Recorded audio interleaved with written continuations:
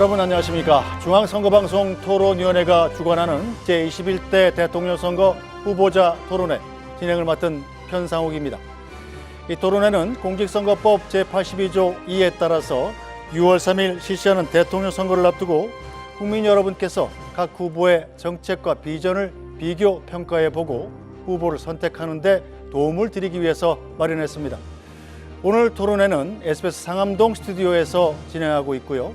SBS와 KBS, MBC 등 다양한 채널에서 전국에 동시 생방송됩니다. 동시에 중앙선거방송위원회 유튜브와 네이버 TV에서도 실시간으로 보실 수 있습니다. 아울러 청각장애인 여러분들을 위해서 복지TV에서 후보자별 1:1 수어 통역 방송이 생중계되고 있음을 알려드립니다. 공직선거법에서 정한 기준에 따라 오늘은 4명의 후보가 참석했고요. 좌석과 발언 순서는 모두 사전 추첨을 통해 결정됐음을 알려드립니다. 네, 선거까지 보름 정도 남았습니다. 긴장도 되고 각오도 남다를 텐데요. 시작 발언을 통해서 후보들의 인사말과 함께 국민 여러분께 제일 먼저 드리고 싶은 말은 무엇인지 한번 들어보죠. 발언 시간은 1분입니다. 기호 2번 국민의힘 김문수 후보부터 발언하시죠. 예, 국민 여러분, 저는 일자리 대통령이 되겠습니다. 저는 민생 대통령이 되겠습니다. 저는 경제 대통령이 되겠습니다. 지금 우리나라 청년들 50만 명 이상이 그냥 쉬었음입니다. 이 청년들에게 좋은 일자리를 만들어서 일을 하면서 결혼도 하고 아기도 갖고 가정을 꾸릴 수 있도록 하겠습니다. 일자리를 만들기 위해서는 기업하기 좋은 대한민국을 만들어야 됩니다. 기업하기 좋은 대한민국을 만들기 위해서는 규제를 과감하게 혁파해야 되겠습니다. 규제를 혁파할 수 있도록 규제혁파위원회를 만들고 규제혁신처를 만들어서 제가 규제를 완전히 풀겠습니다.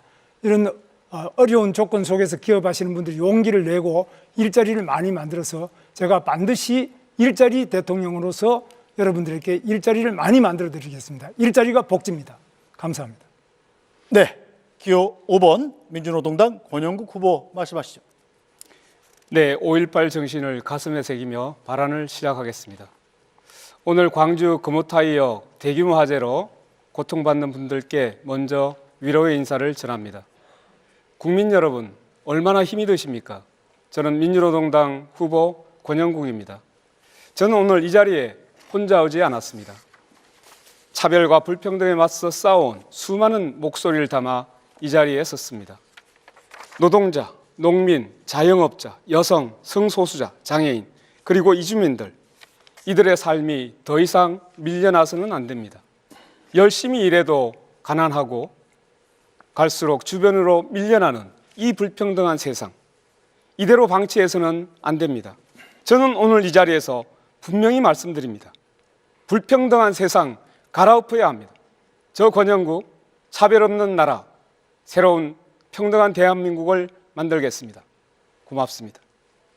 네, 기호 4번 개혁신당 이준석 후보 말씀하시죠. 안녕하세요. 이준석입니다. 중국의 위협이 맹렬합니다. 낙후했던 중국이 우리를 뒤쫓고 어떤 분야에서는 우리를 앞질러 미래 성장 동력을 위협하고 있습니다. 사회주의 중국이 수리공학자, 화학공학자 같은 과학자들을 이공계 출신을 국가 지도자로 배출하면서 과학기술 경쟁에서 우리를 추월하는 사이 우리는 법률가 출신 정치인들이 비상계엄령을 선포하거나 아니면 본인을 방탄하기 위해서 불체포 특권을 악용하면서 국가 경쟁력을 끝없이 떨어뜨렸습니다. 저는 그들과 달리 이공계 출신입니다. 중국을 이기려면 과학기술에 대한 이해는 물론이고 세계 정상들과 자유롭게 소통할 수 있는 유능한 리더십이 필요합니다. 이번 대통령 선거는 과거와 미래의 대결입니다. 우리 대한민국이 낡은 질서를 허물고 압도적으로 새로운 대한민국을 만드는 계기로 삼아야 할 것입니다. 저 이준석이야말로 압도적 새로움, 미래를 연 선택입니다. 감사합니다. 네, 기호 1번 더불어민주당 이재명 후보 말씀하시죠. 존경하는 국민 여러분, 더불어민주당 대통령 후보 이재명입니다. 오늘은 5.18 광주 민주화운동 45주년이 되는 날입니다. 한강 작가가 이런 의문을 가졌다고 합니다. 과거는 미래를 도울 수 있을까? 죽은 자가 산 자를 구할 수 있을까? 그렇습니다. 80년 5월 광주는 2024년 12월에 대한민국을 구했습니다. 그리고 희망을 새롭게 만들어내고 있습니다. 오늘의 이 내란을 극복하는 우리의 노력도 결국 다음 미래 세대들을 구하게 될 것입니다. 이번 선거는 대한민국의 미래를 결정하는 정말 중요한 선거입니다. 누가 대통령이 됐느냐가 아니라 어떤 나라가 되느냐가 결정되는 순간입니다. 유능한 국민의 일꾼, 유용한 도구를 뽑아서 새로운 대한민국, 진짜 대한민국을 꼭 만들고 싶습니다. 네, 각 후보의 시작 발언 들어봤습니다. 중앙선거방송 토론위원회가 주관하는 총 4번의 후보자 토론회 중 오늘은 첫 번째 시간으로 경제 분야에 대해 토론해 보려 합니다. 총 3개의 주제를 준비했습니다. 첫 번째 주제는 사회자 공통질문에 답변하고 시간 총량제 토론으로 진행합니다. 이어서 두 번째, 세 번째는 주제별로 후보들의 공약 발표 이후 주도권 토론으로 공약 검증 토론하고요. 마무리 발언으로 오늘 토론회는 끝이 납니다. 자, 주어진 발언 시간이 끝나면 마이크가 자동으로 음소거된다는 점 유념해 주시고요. 국민 여러분들께서 지켜보고 계시는 토론회인 만큼 정책과 공약을 중심으로 품격 있는 토론을 해주시기 부탁드립니다. 자, 그럼 본격적으로 토론을 시작해 보죠. 첫 번째 주제는 저성장 극복과 민생경제 활성화 방안입니다. 먼저 사회자 공통 질문입니다. 우리 경제는 장기간 저성장 국면에서 벗어나지 못하고 있습니다.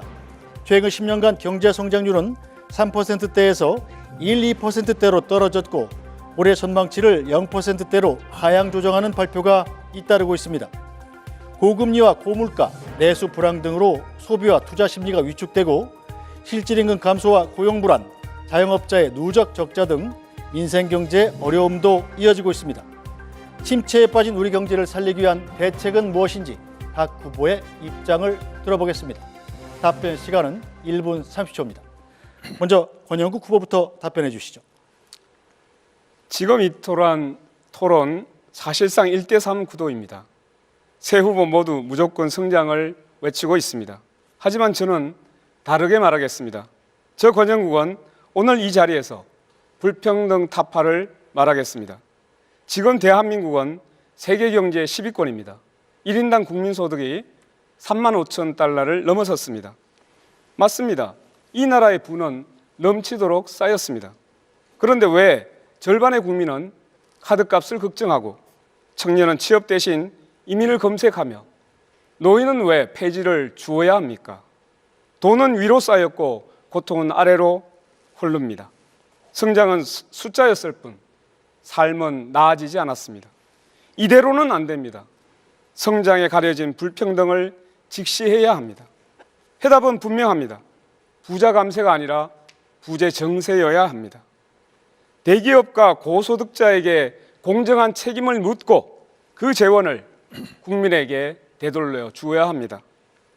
일하는 사람들에게 정당한 대가와 사회 안전망을 제공하겠습니다. 저 권영국 쌓인 불을 위에서 아래로 흐르게 하겠습니다. 불평등을 갈아엎겠습니다. 감사합니다. 네, 이준석 후보 답변해 주시죠.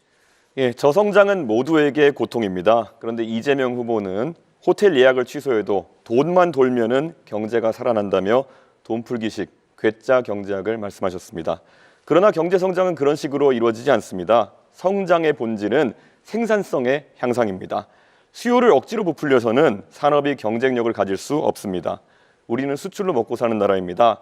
국제과학기술 패권 경쟁에서 살아남아야 경쟁력 있는 상품을 만들 수 있습니다. 사람의 역량을 키워야 AI와 로봇에 대체되지 않고 일자리도 지킬 수 있습니다. 민생도 외면하지 않겠습니다. 지금처럼 고물가, 저수요 상황에서 무작정 돈을 풀면 자영업자는 재료비와 임대료 부담만 늘을 것입니다. 빚으로 쌓은 성장은 모래 위에 사상 누각입니다. 우리는 IMF를 통해 그 뼈아픈 교훈을 이미 겪었습니다. 저는 지역의 경제 현실에 맞게 최저임금을 자율 조정할 수 있도록 제도를 만들겠습니다. 자영업자의 숨통부터 틔우겠습니다. 저 이준석, 포퓰리즘이 아닌 실력으로 돈풀기가 아닌 교육과 생산성으로 대한민국을 다시 성장시키겠습니다. 40년 만에 내란을 가까스로 극복한 우리 대한민국이 이번에는 30년 만에 또다시 IMF와 같은 환란을 맞이할 수는 없습니다. 네, 이재명 후보 답변해 주시죠. 네, 권영국 후보님 말씀 들었는데 1대3 아니니까 너무 외로워하지 마십시오. 네. 성장을 해야 분배도 있고 또 분배가 없는 성장은 있을 수가 없죠. 지금 말씀들 다 하신 것처럼 지금 마이너스 성장을 하고 있습니다. 1분기에 0.2% 마이너스 성장을 했다고 하고 그중에 특히 내수가 2분기째 마이너스 성장이라고 합니다. 즉 국내 내수 경기가 완전히 죽었다는 얘기죠. 결국 그러다 보니까 골목이 다 망하고 있고 이 서민들의 주머니가 비어가고 자영업자들은 매출이 줄어서 가게들이 비어가고 있습니다. 망하고 있습니다. 대책을 세워야 되겠죠. 단기 대책, 장기 대책이 있을 겁니다. 단기적으로는 지금 당장 서민 경제가 너무 어렵기 때문에 정부가 역할을 해야 됩니다. 원래 가계, 기업, 정부 이 3개 영역이 적정한 자기 역할이 있는데 이런 불경기에는 정부가 조정 역할을 해줘야 되는 것입니다. 곧바로 가능한 범위 내에서 추경을 해서 서민 경기를, 내수 경기를 살리는 게 중요하겠습니다. 두 번째로 이제 장기 대책이 필요한데 이제 지역 계속 지속적으로 성장률이 떨어지기 때문에 이제 성장 동력을 회복해야 됩니다. 우리가 자주 말하는 인공지능을 포함하는 첨단 기술 산업을 육성해야 되겠고 또 재생에너지 산업도 육성을 해야 되겠고 특히 제가 관심 갖는 문화산업 육성을 통해서 새로운 영역을 만들어내고 그 속에서 공평한 성장의 기회를 성장의 결과를 나오도록 네, 자 김문수 후보 답변해 주시죠. 예, 저는 우선 민생경제 활성화 방안으로서 가장 경기에 민감한 자영업자 소상공인들의 일자리를 지키도록 하겠습니다. 우선 소비 진작을 위해서 확실하게 많은 지원을 하고 또 소상공인의 채무를 조정하겠습니다. 또 금융 지원을 강화하겠습니다. 또 최근에 건설업이 매우 어려운데 이 건설업 부분에 대해서도 특별한 지원책을 마련하도록 하겠습니다. 기업이 또 좋은 일자리를 만들 수 있도록 규제를 완전히 판가리 하도록 하겠습니다. 규제를 많이 없애서 기업이 해외로 나가지 않더라도 국내에서 마음 놓고 사업을 하고 또 일자리를 만들 수 있도록 하겠습니다. 또 일자리 만드는 기업에 대해서는 특별한 혜택을 많이 줄 수 있도록 하겠습니다. 그리고 정부는 R&D, 특히 정부의 여러 가지 R&D 부분을 대폭적으로 지원해서 미래 산업에 많은 투자를 하고 또 그 분야로 기업을 지원하도록 하겠습니다. 지금 각 대학 같은 데도 이 R&D 부분 확실하게 지원을 하겠습니다. 정부 부처의 평가 지표도 일자리를 중심으로 해서 평가해서 잘하는 부서에는 그만큼 혜택을 주도록 하겠습니다. 네, 이상. 네, 후보들의 답변 들어봤습니다. 같은 주제로 시간 총량제 토론 이어가겠습니다. 각 후보에게는 발언할 수 있는 6분 30초의 총량 시간이 있습니다. 한 번 발언할 때 되도록 1분 30초를 넘지 않도록 해주시기 바랍니다. 발언하실 분은 손을 드시면 제가 발언권을 드리고요. 2분 이상이 동시에 손을 든 경우에는 남는 시간이 많은 분부터 발언권을 드리도록 하겠습니다. 자, 그럼 지금부터 토론 시작하겠습니다. 권영국 후보부터 발언 시작하시죠. 예, 김문수 후보에게 묻겠습니다. 네, 윤석열 씨가 12월 3일 내란의 우두머리라는 사실 인정합니까? 내란이라기보다는 헌정질서를 계엄을 했죠. 파괴하고 군을 동원한 내란기도 그 책임 인정합니까? 계엄을 한 그리고 것은 그 계엄이 이 나라 경제에 비수를 꽂았다는 사실, 자영업자, 소상공인, 관광, 소비, 투자 모든 흐름을 끊었다는 사실 인정하십니까? 경제가 어려워진 점은 사실이죠. 김문수 후보는 윤석열 정부의 노동부 장관이었습니다. 그런 분이 지금 윤석열을 감싸며 대선에 나왔습니다. 탈당이란 말도 못했고 뜻대로 하시라고 조아렸습니다. 그 대가로 윤석열 지지선은 받으니 기쁘십니까? 이쯤 되면 내란 우두머리 윤석열의 대리인 아닙니까? 윤석열 때문에 치러지는 선거입니다. 무슨 자격으로 여기 나오셨습니까? 분명히 말씀드립니다. 국민 앞에 석고대죄하시고 사퇴해야 하는 것 아닙니까? 답변해 보시죠. 지금 말씀이 좀 과한데요. 윤석열 대통령의 계엄은 잘못되었고 제가 알았다면 당연히 말렸겠습니다. 그러나 그게 내란이냐 하는 것은 지금 현재 재판 중이고 그런 부분에 대해서는 여러 가지로 판단이 많이 남아 있습니다. 또 이 계엄으로 인해서 지금 우리 소상공인이든지 경제가 어려워진 점은 사실입니다. 그러나 그에 못지않게 또 김문수 그동안 의원님, 계속 탄핵이다. 김문수 의원님, 이런 많은 어려움 잠깐 때문에 제가 말씀드리겠습니다. 30초 보장을 해주셔야죠. 지금 이것은 총량제입니다. 김문수 의원님, 지금 변명으로 일관하고 있잖아요. 얼마나 내란이 아니라니요. 헌법재판소에서 8대 0으로 내란이라고 분명히 얘기하고 있지 않습니까? 비상계엄이 헌법 위반된다고 분명히 얘기하고 있지 않습니까? 헌법재판소에서 내란은 뺀 거 모르십니까? 잠깐만 기다리세요. 네. 헌정을 유린한 정권이 내란이 아니고 뭡니까? 아니, 그 책임에서 빠져나오는 태도 이거 계속 보이시겠습니까? 헌법재판소에서 내란으로 원래 국회에서 소추를 했다가 국민 여러분, 소추장에서 내란은 뺐습니다. 여러분, 그래서 윤석열을 지금까지 비호하신 분이 누구입니까? 아니, 얼마나 비호가 화가 납니까? 근데 우리 권영국 얼마나 국회에서 답답하십니까? 말씀을 회장님 경제 토론 똑바로 아닙니까 해야죠. 이거? 네. 네. 자, 이렇게 하겠습니다. 자, 경제 분야고요. 지금 주제는 저성장 극복과 민생 경제 활성화 방안입니다. 간단히 안내를 드리면 각자 후보들마다 6분 30초의 개인 시간이 있고 개인 시간 안에서 답변도 하시는 것이기 때문에 자신의 시간을 하기 싫으시면 답변을 안 하시면 됩니다. 답변하시는 시간도 개인 시간에서 차감됩니다. 네, 권영국 후보. 마지막으로 정리하겠습니다. 이 부분. 제가 경제 얘기를 해야 되는데 이 아까운 시간에 이 말씀을 드리고자 하는 것은 기본적으로 민주헌정 질서 이것을 유린했던 정당의 그리고 노동부 장관이었습니다. 그리고 윤석열 씨를 비호했던 사람입니다. 진심으로 사과해야 됩니다. 그리고 자격 없다고 생각합니다. 그래서 국민 여러분, 여러분께서 감히 이렇게 부탁드립니다. 내란을 옹호하고 윤석열 씨를 비호했던 사람, 국민 여러분께서 퇴출시켜 주십시오. 네, 이것으로 일단 이 말은 마무리하겠습니다. 네, 다음 발언하실 후보 손을 들어주십시오.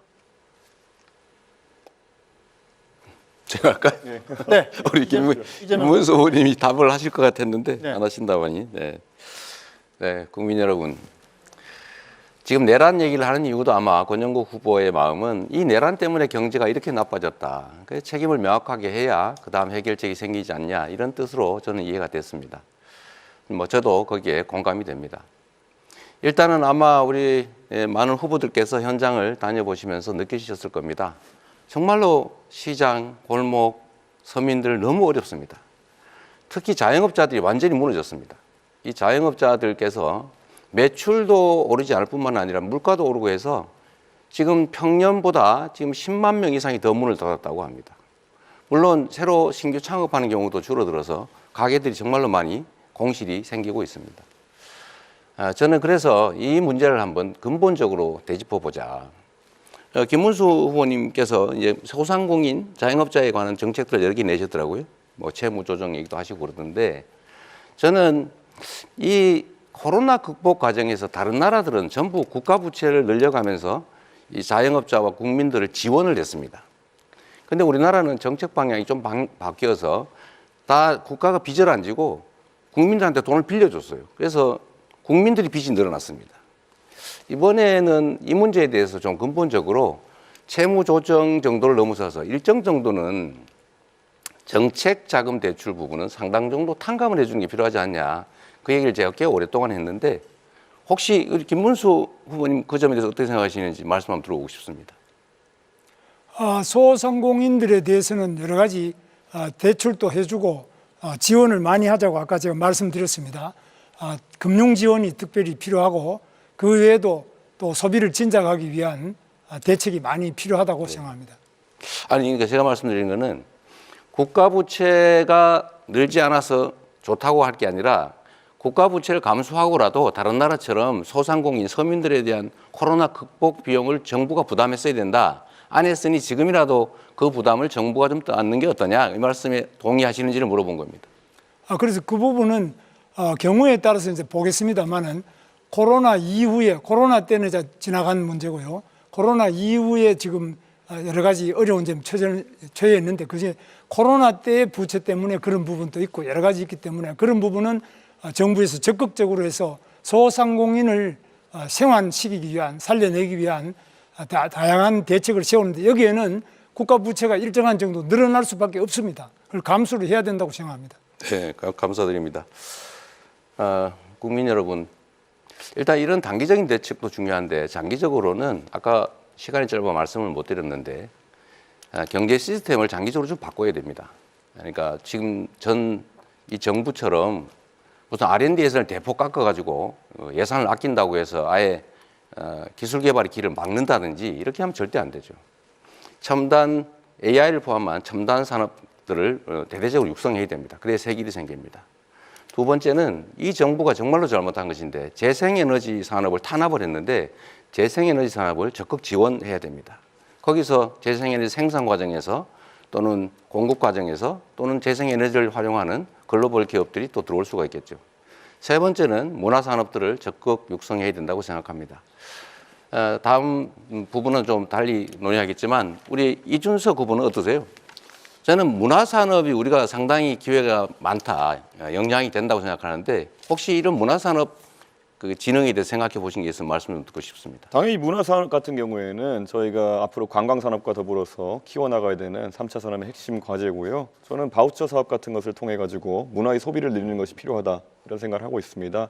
특히 가장 소외받은 부분, 뭐 전통음악이라든지 아니면 고전음악이라든지 이런 부분의 예술가들 같은 경우에는 지금 팝컬처와 다르게 이 수요를 찾지 못해가지고 예술 영위해 나가는 것 자체에 어려움을 겪고 있습니다. 그래서 일정량의 바우처 제도가 필요하다, 이런 생각하고 있습니다. 네. 예, 제가 한번 예. 하겠습니다. 이준석 후보. 국민 여러분 잘 아시겠지만은 정말 앞에 후보님 말씀하신 것처럼 굉장히 민생이 어렵습니다. 그렇기 때문에 우리가 더 조심해야 되는 것은 항상 어려울 때 나타나는 그런 유혹들입니다. 지금 보면 오늘 저는 아마 이재명 후보께서 많은 정책을 얘기하시겠지만은 다 해준다 얘기하실 겁니다. 이것도 해주고 저것도 해주고 다 돈이야 뭐 땡겨 쓰면 된다, 이렇게 말씀하실 텐데요. 재정이 이걸 부담할 수 없느냐 있느냐, 이게 굉장히 중요한 것인데 그 부분에 대해서 기자들이 질문할 때마다 뭐 진성준 의원님도 그렇고요. 그건 나중에 가가지고 집권한 다음에 알아보겠다, 이런 식으로 말씀하시는 경우가 많기 때문에 그게 좀 허황됐다, 이렇게 생각하는 부분이 있습니다. 자, 이재명 후보님. 네. 그 전 국민 AI 한다고 하셨잖아요. 네. 모두의 AI. 네. 이게 정확히 어떤 방식으로 하겠다는 건가요? 왜냐하면은 지금 뭐 챗GPT 같이 상용화된 서비스 기준으로 하면은 전 국민에게 이런 계정을 보급하려면 뭐 12조 원 가까운 예산이 수반될 것이고, 그것이 아니라 만약에 자체 AI를 구축하겠다, 뭐 이런 이야기라면은 이건 뭐 전 세계적으로 전무후무한 일이 되겠지만은 결국에는 또 대한민국 IT 산업이 AI가 갈라파고스화되는 거 아니냐, 이런 이야기를 할 수 있습니다. 어떤 방식입니까? 너무 비관적으로 보시는 것 같아요. 제가 드리는 말씀은 지금 현재도 지금 우리가 챗GPT를 저 같은 경우는 $22 정도를 주고 이제 유료로 쓰고 있죠. 국내 데이터를 기반으로 한 우리 독자적인 이 LLM을 만들어내면 큰 비용이 개발 단계는 들겠죠. 그래서 해야 될 일입니다. 소위 소버린 AI라고 보통 부르잖아요. 거기에 개발을 집중해서 우리 국민들은 최소한 전자계산기를 쓰듯이 이런 챗GPT를 무료로 쓸 수 있게 하겠다. 근데 생각하는 것만큼 뭐 12조 원이 들거나 그러지는 않을 겁니다. 그러면 개발했을 때 그 개발 주체를 지정해서 뭐 입찰을 할 겁니까? 아니면 잘 만들어진 걸 뭐 고르겠다는 겁니까? 그러니까 말씀드린 대로 우리가 이제 연구개발 예산을 만들잖아요. 그러면 정부가 지원을 하지 않습니까? 어차피 R&D 예산을. 그럼 민간 기업들하고 연합을 해서 공동 개발을 하면 되죠. 운영 주체는 민간으로 하고. 그럼 예를 들어 한 3가지의 AI 시스템이 나왔다고 봅시다. 그럼 하나를 선정하실 겁니까? 아니 그거를 같이 합동으로 연구 개발하면 된다는 거죠. 하나의 단일체 우리 국가만의 그런 AI 그렇죠. 네. 천하통일에서 하나를 만들겠다, 이런 말씀이십니까? 가급적이면. 그럼 민간에서 하는 걸 막을 필요는 그렇게 해가지고 어떤 AI 파운데이션 모델이 나올지는 잘 모르겠습니다만은 이거 외에도 보면 지금 이재명 후보에 대해서 많은 지적이 들어오는 게 호텔 경제학이라 들어보셨습니까? 본인이 지어낸 말이죠. 그건 성장을 말한 게 아니고 경제 순환이 필요하다는 걸 극단적으로 단순화해서 설명한 거예요. 그럼 그 경제 순환을 했을 때 이게 결국에는 케인지언 승수 효과 같은 것을 노리고 하신 말씀이십니까? 아니면 어떤 취지입니까? 승수 효과 얘기를 한 거죠. 예를 들면 돈이란 고정돼 있으면 있어도 없는 것과 같죠. 근데 한 번 쓰여지느냐, 두 번 쓰여지느냐, 세 번 쓰여지느냐에 따라서 경제가 순환이 되면 그 자체에서도. 근데 이 그림 경제 그리신 걸 흐름이 보면은 도는 과정에서 돈이 사라지지 않고 계속 그 한계 소비 성향이 1로 해가지고 계속 돌거든요. 무한 동력입니까 그러면? 그 그림을 그린 것은 내가 그린 게 아니고 아 본인 말씀하신 거 그대로 그렸던데요. 어디가 잘못된 겁니까? 예를 들면 그건 예일 뿐이다라고 생각하시면 좋을 것 같아요. 아니 근데 그때 잘못됐다 생각하셨다면 왜 며칠 전에 또 하셨어요? 저는 왜 잘못됐습니까? 그럼 어디가 그럼 그렇게 1로 계속 돕니까 소비 성향이? 아니, 일로 돌지는 않죠. 그건 극단적인 예를 한번 들어본 거라니까요. 왜 그렇게 단순하세요?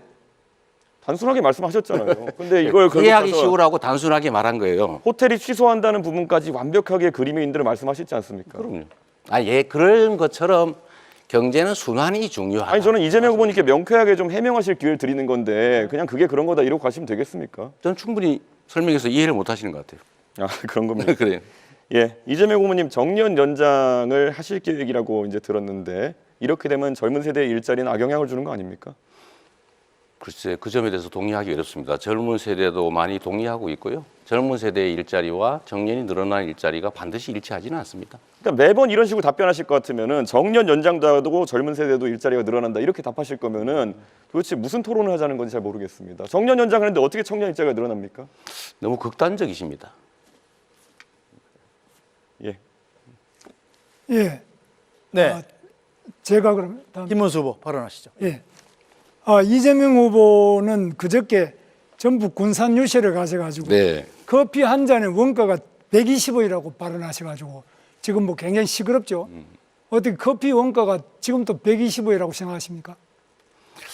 역시 이것도 하나의 예인데 이 말에는 맥락이라는 게 있죠. 제가 말씀드린 것은 커피의 원재료 값은 제가 말씀드렸던 2019년 봄경 정도에는 120원 정도 한 게 맞아요. 거기는 인건비나 또는 시설비 같은 게 감안되지 않은 거죠. 그러니까 원료값이 이 정도 드니까 가게를 바꿔서 지원해 줄 때니 새로 만들어서 닭죽을 파는 것보다는 더 나은 환경에서 더 나은 영업을 하도록 지원해 주겠다. 이 말을 한 건데 그 말을 떼내 가지고 그렇게 왜곡하시면 아니, 그 말씀이 아니고 제 말씀은 그러면 닭죽 파는 사람들에 비해 가지고 커피가 굉장히 돈이 폭리를 취하는 것처럼 이렇게 돼서 굉장히 분노를 많이 하고 있는데 이런 점은 굉장히 저는 안타깝게 생각하고요. 그러니까 원가 자체가 뭔지에 대한 부분이 그렇고 그것만 넘어가겠습니다. 넘어가지 마시고요. 그다음에 기회가 있으니까. 예, 제가 조금 질문하겠습니다. 지금 이재명 후보님은 지금 노란봉투법을 또 대통령이 되시면 밀어붙일 생각입니까? 그동안 우리가 노란봉투법에 대해서는 2번이나 거부권을 행사했습니다. 근데 또 지금 밀어붙일 계획입니까? 그건 대법원 판례가 이미 인정하는 것이고요. 그 국제노동기구에서 다 인정하는 거라서 당연히 해야 됩니다. 그런데 이 노란봉투법은 사실 헌법에도 안 맞고 이거는 민법에도 안 맞고 이 법에 안 맞는 그런 계약 자체로 성립이 되지 않는 부분인데 이게 어떻게 이런 부분에 대해서 이렇게 계속 무리하게 밀어붙이시면 사실 우리나라에서 기업을 할 수 있겠느냐 이죠. 그래서 계약하지 않은 사람들한테도 계속 쟁의를 요구하고 이렇게 해서 될 수 있겠느냐. 그런 점에서 이거는 반드시 제고돼야 될 점으로 봅니다. 그다음에 또 하나 묻겠습니다. 이건 반도체 질문이었어요? 특별법. 예, 질문이었어요? 조금 반도체 특별법을 제정하는데 원래 이재명 후보께서는 처음에는 이걸 왜 그거 못 해주겠나 이러다가 나중에 주 52시간제 예외라도 이거 해달라는 최소한의 요구입니다. 이거는. 그런데 이런 부분에 R&D를 하고 연봉이 상당히 높고 건강권이 보장되면은 주 52시간제 예외를 해달라는 거 이 법도 안 해줘가지고 제가 고용노동부 고시로서 그냥 그걸 해드렸습니다. 그런데 이렇게 하고 본인이 이 뭐 기업을 지원하겠다, 또 반도체 부분을 지원하겠다 이렇게 말씀하시는데 이게 상당히 모순되는 이야기 아닙니까? 말씀을 드리면 노동부 장관으로 본인이 직접 그렇게 말씀하셨죠. 3개월 단위의 유연제를 6개월로 늘려주면 충분하다. 네. 노동시간을 총 노동시간을 늘리지 않고 노동시간 변형에 따른 수당을 다 지급한다면 기존에 있는 제도를 활용하는 것보다 좋은 제도가 아니어서 필요하지 않다. 그러니까 그 6개월로 늘리는 걸 도와달라는 게 정부 입장이었잖아요. 네, 그렇습니다. 그런데 뭐 어쩌라고요? 그런데 이게 지금 기존에 있는 것도 그렇지만 지금 현재 우리나라 반도체는 시간을 싸움하는 그 속도 경쟁인데 이 속도전에서 일정한 정도로 열심히 이걸 따라잡지 않으면은 이거는 도저히 지금 중국도 우리를 추격하고 있고 또 대만은 이미 추월했습니다. 이런 상태에서 R&D 부분이라도 네. 이 반도체 부분의 건강을 유지하면서 R&D 하는 부분 또 연봉이 일정한 되는 분들은 이 부분에 52시간제 예외를 조금 보장하자. 이것도 안 해주면서 어떻게 그럼 우리나라 기술은 어떻게 개발하고 다른 나라하고 경쟁이 되겠습니까? 노동부 장관답지 않은 말씀이신데요. 52시간제 예외를 할 때 총 시간을 늘리지 않고 변형에 따른 수당을 다 지급하면 기존에 있는 예외 제도 4개보다 못한 제도라서 필요가 없다. 이렇게 결론 났잖아요. 본인이 그렇게 말씀하시는 필요가 없다는 것이 아니라 그 부분에 대해서는 모든 반도체 사업하는 데서나 또 그 연구자들도 전부 요청하고 다른 나라도 이렇게 연구 부분에서도 이렇게 규제하는 부분이 없지 않습니까? 그러면 우리나라도 다른 나라하고 경쟁을 해야 되는데 그런 억지를 이런 규제가 과도하면은 또 건강도 충분하게 보장을 해드립니다. 그런데 이렇게 규제를 많이 할 경우에는 과연 우리나라 산업이 이게 경쟁력을 가질 수 있겠느냐 이런 점에서 매우 우려가 된다는 점입니다. 그리고 지금 또 이재명 후보님께서는 불법 대북 송금으로 재판을 받고 있지 않습니까? 억지 기소죠. 지금 재판 받고 있죠. 네. 그리고 바로 수없이 밑에 기소가 계셨던 이화영 우리 부지사가 징역 7년 8개월 받았습니다. 이런 상태에서 지사가 모르는 부지사 이 징역형이라는 거 이거는 가능한 이야기입니까? 그러면 자. 이런 상태에서 어떻게 그러면 이 경제를 살릴 수 있겠느냐 이죠. 자, 김문수 후보님. 김문수 후보님 캠프에서 정치자금 수천만 원씩 받을 때 모른다고 무혐의 받았죠. 우리는 뭐 그런 건 없습니다. 없긴 요구 다 본인이 정치자금 받았는데 본인이 몰랐다는 이유로 무혐의 됐잖아요. 아니 그런데 본인이 왜 그건 몰랐습니까? 저도 도지사를 했지 않습니까? 대북 사업이 지사가 모르는 부지사가 대북 사업을 할 수 있습니까? 대북 사업 자체야 당연히 알죠. 그런데 민간업자가 나를 위해서 100억을 돈을 북한에 몰래 줬다는 게 있을 수 있는 일입니까? 아니 민간업자가 보내는데 그게 어떻게 부지사가 알아가지고 지사는 모르는데 부지사가 북한에 돈을 보내는 게 그게 가능한 이야기냐 이거죠. 그러니까 그래서 그거는 저도 대북 사업 해봤지 않습니까? 저도 도지사를 해봤지 않습니까? 저도 경기도지사를 해보고 우리 이재명 후보도 도지사를 해봤는데 네. 가능하지 않은 이야기인데 어떻게 해서 그렇게 딱 잡아떼시냐. 이재명 후보는 지금 발언 시간 6분 30초를 전부 사용하셨기 때문에 질문을 해도 답변하실 수가 없고요. 혹시 김문수 후보께서 양도를 해주시면 김문수 후보의 시간을 사용해서 답변할 수는 있습니다. 아니 그러니까 저는 뭐 제가 양보라기보다는 5초만 주시죠. 아니 5초가 좋은데 5초 하십시오. 김문수 후보님 두 번이나 김문수 후보님 측근들이 경기도 산하교원에서 정치자금 불법으로 모금해서 처벌받았는데 김문수 후보님 왜 몰랐습니까? 네. 그거하고는 전혀 다른 문제죠. 이거는 아시다시피 대북 사업은 지사가 모르는데 부지사가 할 수 없는 사업이죠. 대북 사업과 관련돼서 뇌물을 준 건 다른 거죠. 네, 이재명 후보는 발언 시간을 전부 사용하셨습니다. 자, 아까부터 지금 이준석 후보가 손을 들고 있는데요. 일단 이준석 후보께 발언권을 넘기겠습니다. 네, 하시죠. 예, 김문수 후보님, 기본소득이라는 정책에 대해서 어떻게 생각하십니까? 그건 뭐 말이 안 되는 이야기죠. 그 기본소득이라는 게 말이 안 되기 때문에 이재명 후보도 지금 아마 주장 안 하는 걸로 알고 있습니다. 국민의힘에 입당을 언제 하셨죠? 최근에? 제가 입당한 거요. 예. 저는 4월에 했습니다. 근데 국민의힘의 지금 정강 정책을 살펴보면은 기본소득을 실천하겠다라는 내용이 들어가 있습니다. 그런데 이것을 알고 그 정강 정책에 동의해서 입당하신 것인지 아니면 정치적 상황 때문에 입당하신 건지 궁금합니다. 그 부분은 뭐 저는 잘 몰랐습니다만. 네. 그러면 뭐 이런 상황에서 기본소득에 대해 가지고 그럼 입장을 이제 당 차원에서 바꿀 생각이 있으십니까? 지금 당 정강 정책대로라면 한다고 돼 있습니다.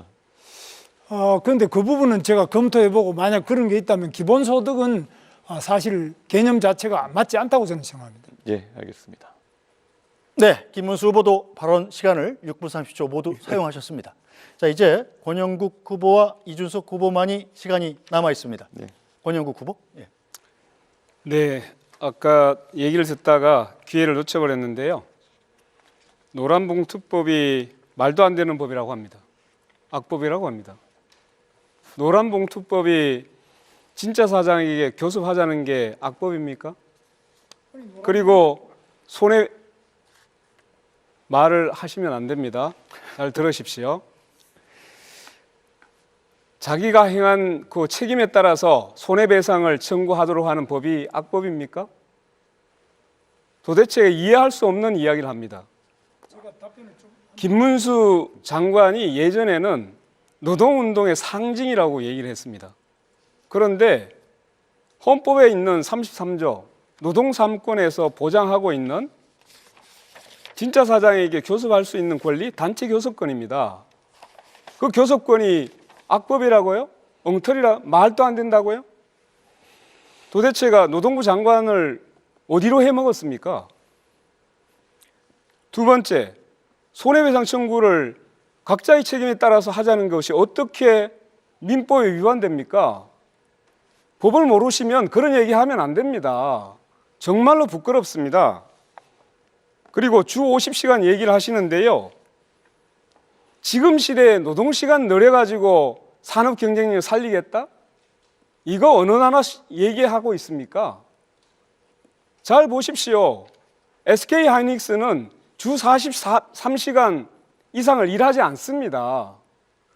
삼성전자에서 지금 문제가 생겼습니다. HMC라고 하는 오히려 기술력에서 SK 하이닉스가 훨씬 앞서 있습니다.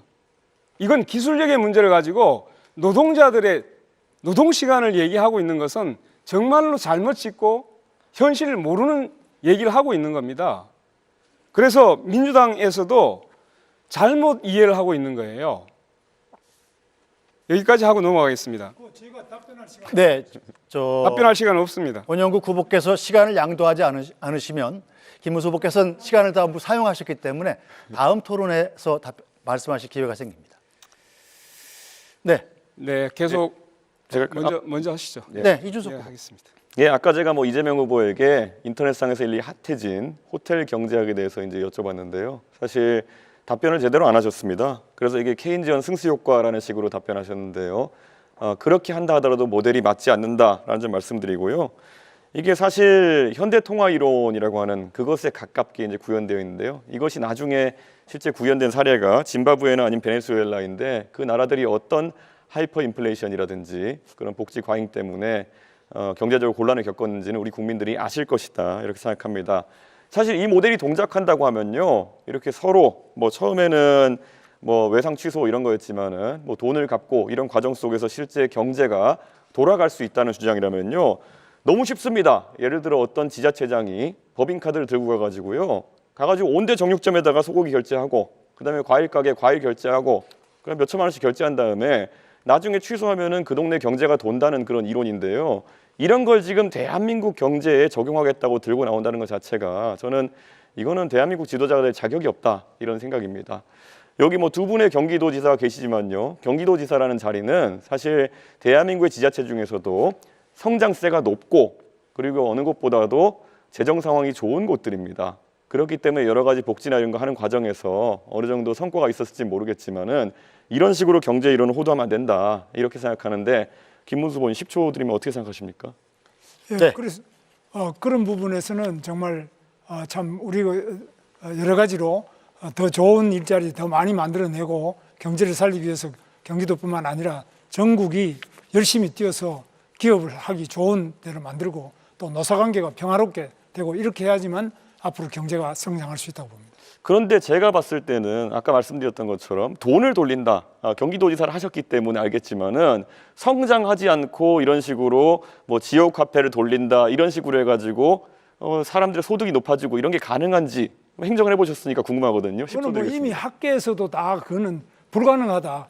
그거는 그냥 안 된다는 게 다 나와 있고요. 실제로 지금 경기도에서도 할 수 있는 것이 기업을 유치하거나 또는 불가피하게 어려운 분들에 대해서는 무한 돌봄, 복지를 해줘야 됩니다만 가만히 있는 사람한테 괜히 그냥 돈을 나눠준다든지 이런 발상 자체가 잘못됐습니다. 그 굉장히 도덕적 해이와 우리 경제를 망치고 정신을 망치는 일이라고 예. 생각합니다.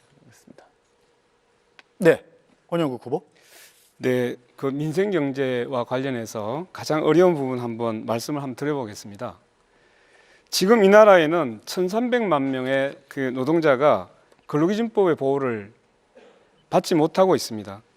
5인 미만 사업장 노동자들, 아르바이트, 특수고용직, 플랫폼 노동자, 프리랜서, 고용인 없는 자영업자들이 무권리 상태에서 일을 하고 있습니다. 근로기준법은커녕 최저임금도 4대 보험도 퇴직금도 없습니다. 노조도 만들기 힘들고 해고돼도 구제받을 방법이 없습니다. 저 권영국이 이렇게 말씀드립니다. 일하는 모든 노동자들에게는 최저임금, 4대 보험, 퇴직금 정도는 보장받아야 하는 이런 사회가 되어야 합니다.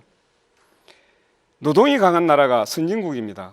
이 부분에 대해서 일하는 모든 노동자들에게 최소한 최저임금, 4대 보험, 퇴직금 이거 보장받아야 되지 않겠습니까? 제가 10초만 드리겠습니다. 이재명 후보님께 답변 주시죠. 앞으로 당연히 그런 방향으로 가야죠. 다만 경제력이 감당할 수 있느냐 문제일 텐데 저는 우리 경제력 수준이 지금도 어느 정도는 되고 지금 하자는 건 아니고 경제력 수준을 좀 더 올려서 그게 가야 된다고 생각합니다. 네네. 네. 자, 계속하겠습니다. 지금 여러 가지 이제 재정이 쓰여야 할 그 여러 투자도 말씀하시고 하시는데 윤석열 정부는 부자 감세에 밀어붙였습니다. 법인세, 상속세, 종부세 다 낮추고 이 부담들이 서민에게 전가되고 있습니다. 그런데 이런 감세 때 안타깝게도 민주당도 국회에서 합의를 했습니다. 정말 유감입니다. 지금 현재 기후위기, 관세, 전쟁 이런 상황에서 확대 재정이 필요할 텐데 부자 감세를 계속 서로 경쟁적으로 하고 있어서 대단히 유감스럽습니다. 저는 복구하겠습니다. 네, 권영국 후보도 총량 시간을 모두 사용하셨습니다. 이준석 후보만 45초 남아 있습니다. 예, 최근에 양당에서 4.5일제, 주 4.5일제 하겠다는 이야기를 하고 민주당 같은 경우에 4일제까지 가겠다 이런 말씀을 하고 계시는데요. 저는 궁금한 것이 임금의 감소가 없는 주 4.5일제를 어떻게 하겠다는 것인지, 말 그대로 기업에게 온팡지게 다 넘기겠다는 건 아닌지 이재명 후보 입장이 궁금합니다. 10초 드리겠습니다. 당연히 임금 감소가 없이 4.5일제로 가야 되고요. 그거는 앞으로 우리가 점진적으로 타협을 통해서 나아가야 된다. 우리 방향을 얘기하는 겁니다.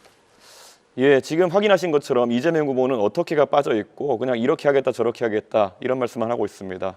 원래 사람들이 어려울 때 옆에 사이비 종교가 다가오는 것처럼 가장 위험한 형태의 사람이다 말씀드리겠습니다. 네, 자, 네 후보 모두 시간 총량 6분 30초씩을 모두 사용하셨습니다. 첫 번째 토론은 여기서 마치겠습니다. 자, 어떻습니까? 긴장이 좀 풀리셨나요? 가급적 주제인 경제에서 많이 벗어나지는 않아 주시기를 부탁드리겠습니다. 이번에는 공약 검증 토론으로 진행해 보겠습니다. 후보들의 핵심 공약 발표를 먼저 듣고 주도권 토론으로 서로를 검증하는 방식입니다. 바로 진행해 보겠습니다. 주제는 트럼프 시대의 통상 전략입니다.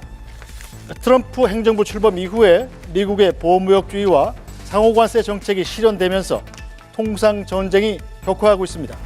이에 따라 경제 불확실성이 커지는 가운데 경기 둔화의 문제도 심각한 상황입니다.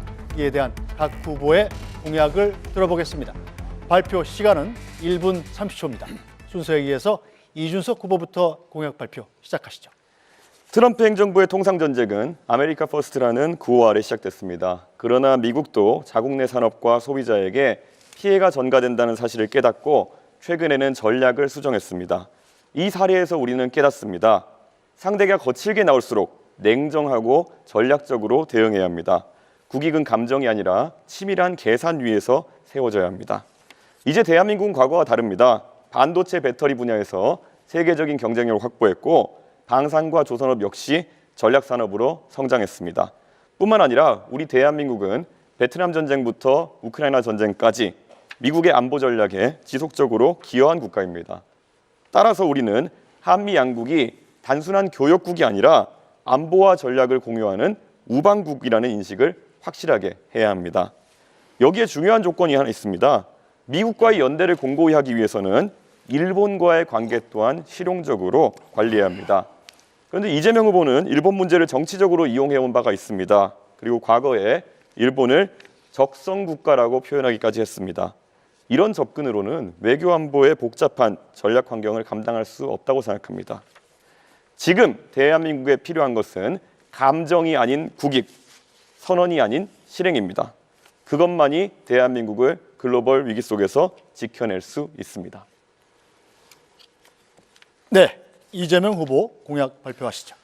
네, 트럼프 대통령이 취임하면서 국제 경제 질서가 요동치고 있습니다. 물론 그 트럼프 취임 이전에도 이제 국제사회가 이미 자국 중심주의, 보호무역주의로 회귀하고 있었지만 트럼프 취임으로 인해서 이게 극단화된 것 같습니다. 특히 관세 정책을 통해서 이제 우방국까지 상당히 높은 강도의 압박을 하고 있습니다. 지금 당장 대한민국의 수출 기업들이 곤란을 겪고 있습니다. 그리고 지금 당장 미국과 관세 관련 협상을 해야 됩니다. 저는 이 협상에 있어서 가장 중요한 원칙은 국익 중심이라고 생각합니다. 미국도 요구하는 게 많겠지만 그걸 반드시 100% 관철하겠다는 것은 아닐 것입니다. 또 우리가 맨 먼저 나서서 서둘러서 협상을 조기 타결할 필요는 없을 것 같습니다. 일본도 미리 하겠다는 입장이었다가 지금 좀 선회하고 있습니다. 중국도 마찬가지로 강력하게 부딪히다가 상당 정도로 타협을 했습니다. 섬세하게, 유능하게 이 사태를 잘 준비해야 되겠다는 생각이 듭니다. 대책으로는 이 통상협상을 잘 하되 향후에 수출 시장이나 수출 품목을 좀 다변화할 필요가 있을 겁니다. 특히 경제 영토를 넓히기 위한 외교적 노력이 각별히 필요하지 않을까 생각이 듭니다. 그리고 내수 비중을 이제는 좀 서서히 높여가야 되지 않을까 그런 생각을 하고 있습니다. 자세한 것은 좀 이따 좀 말씀드리겠습니다. 네, 김문수 후보 공약 발표하시죠. 네, 지금 트럼프 대통령과 이 관세 협상부터 여러 가지 한미 간의 현안 문제를 협상을 해야 되는데 트럼프 대통령과 협상에서는 가장 중요한 점이 신뢰입니다. 서로 믿을 수 있을 때만이 이 한미 동맹을 더욱 강화할 수 있습니다. 가장 트럼프 대통령과 저가 가장 우호적인 관계, 여러 가지 신뢰적인 관계가 형성되어 있습니다. 따라서 이런 신뢰를 바탕으로 한미 정상회담을 제가 당선되면 바로 정상회담을 개최를 해서 저희들의 여러 가지 문제, 한미 간의 현안 문제는 단순히 통상 문제만이 아니라 주한미군의 문제, 북한의 핵 무기에 대한 대응, 그리고 중국과의 관계, 또 러시아 문제, 우크라이나 문제, 여러 가지 문제가 있습니다. 우리 한국과 미국 사이는 여러 가지 측면에서 서로 가치를 공동으로 공유하고 있고 또 이익을 공동으로 공유하고 있습니다. 그렇기 때문에 이런 한미의 신뢰를 바탕으로 해서 관세 문제나 이런 문제를 7월 8일 관세가 유예되는 것이 종료되기 전에 성공적으로 끝내도록 하겠습니다. 네, 권영국 후보 공약 발표하시죠.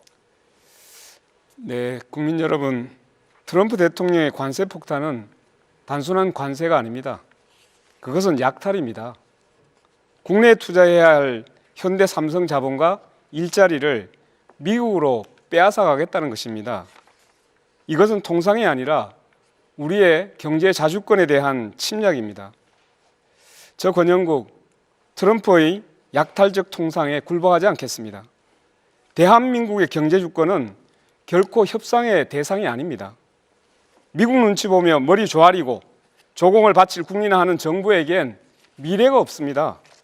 싸워야 할 때 싸우지 않는 지도자는 국민의 자존을 지킬 수 없습니다.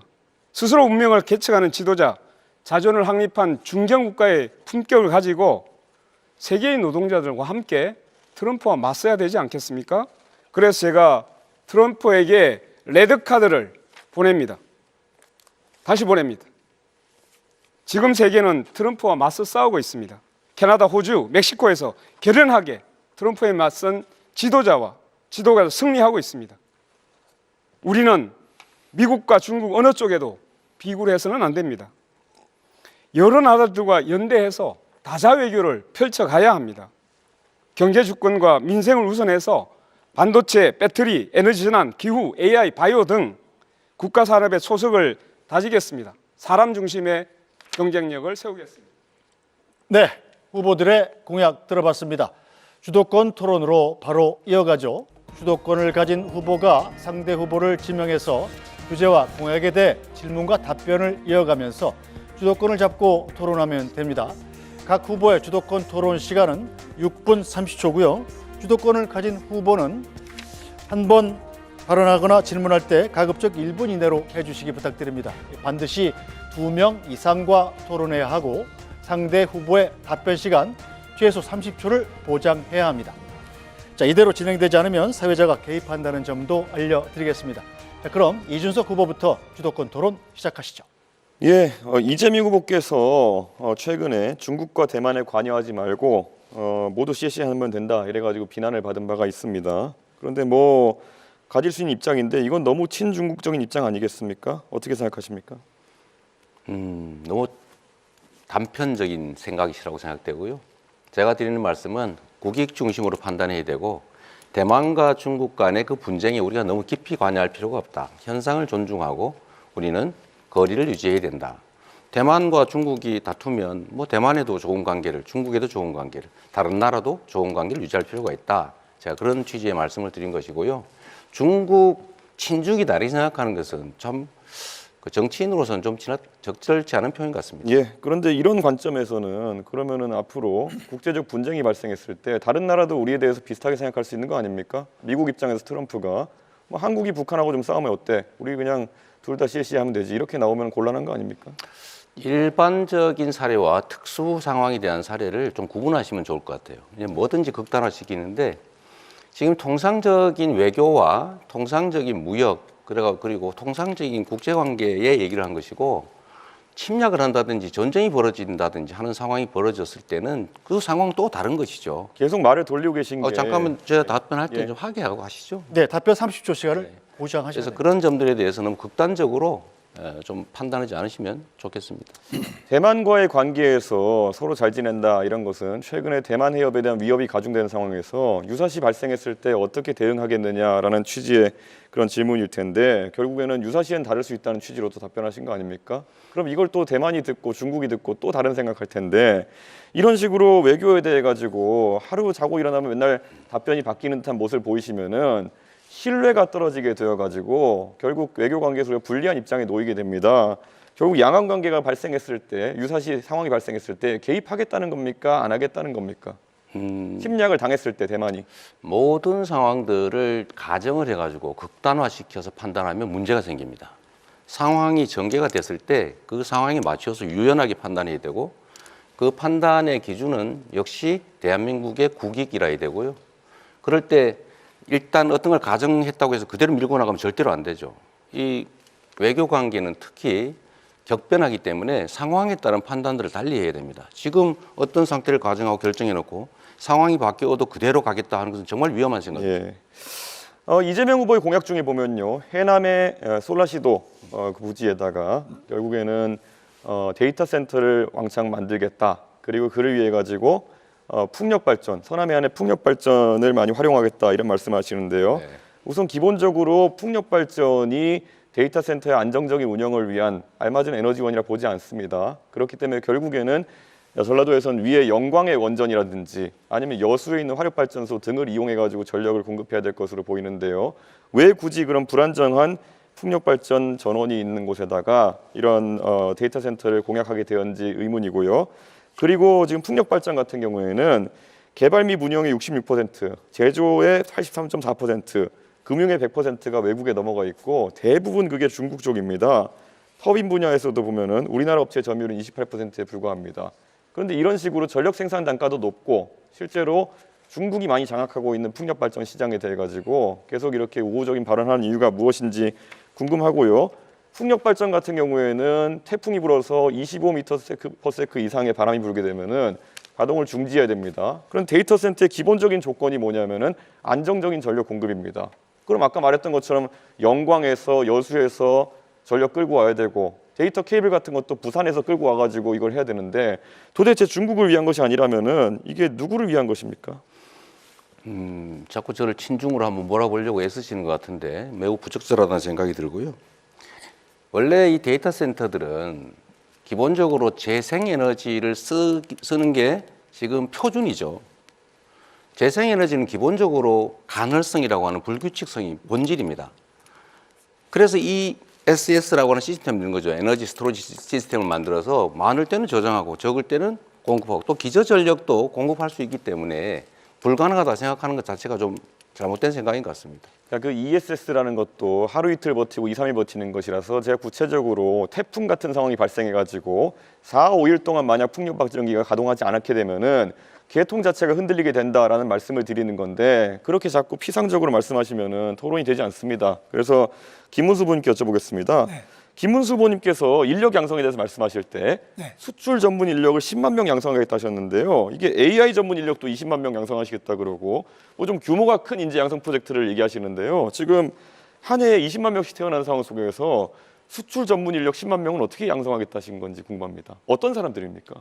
수출 전문 인력은 꼭 미국이나 이런 데만 수출하는 것이 아니라 전 세계적으로 지금 많이 지금 우리나라 수출도 되고 있기 때문에 그런 부분에서 대학교의 관련 학과만이 아니고 또 인문계, 그냥 예능계, 체육계 이렇게 나온 분들도 세일즈를 한다든지 수출 부분에 대해서 각 전문 기관이나 또 기업에서도 지금 하고 있습니다. 이렇게 해서 1년에 뭐 10만 명, 20만 명 하는 게 아니고 제 임기 중에 그렇게 한다는 이야기입니다. 예.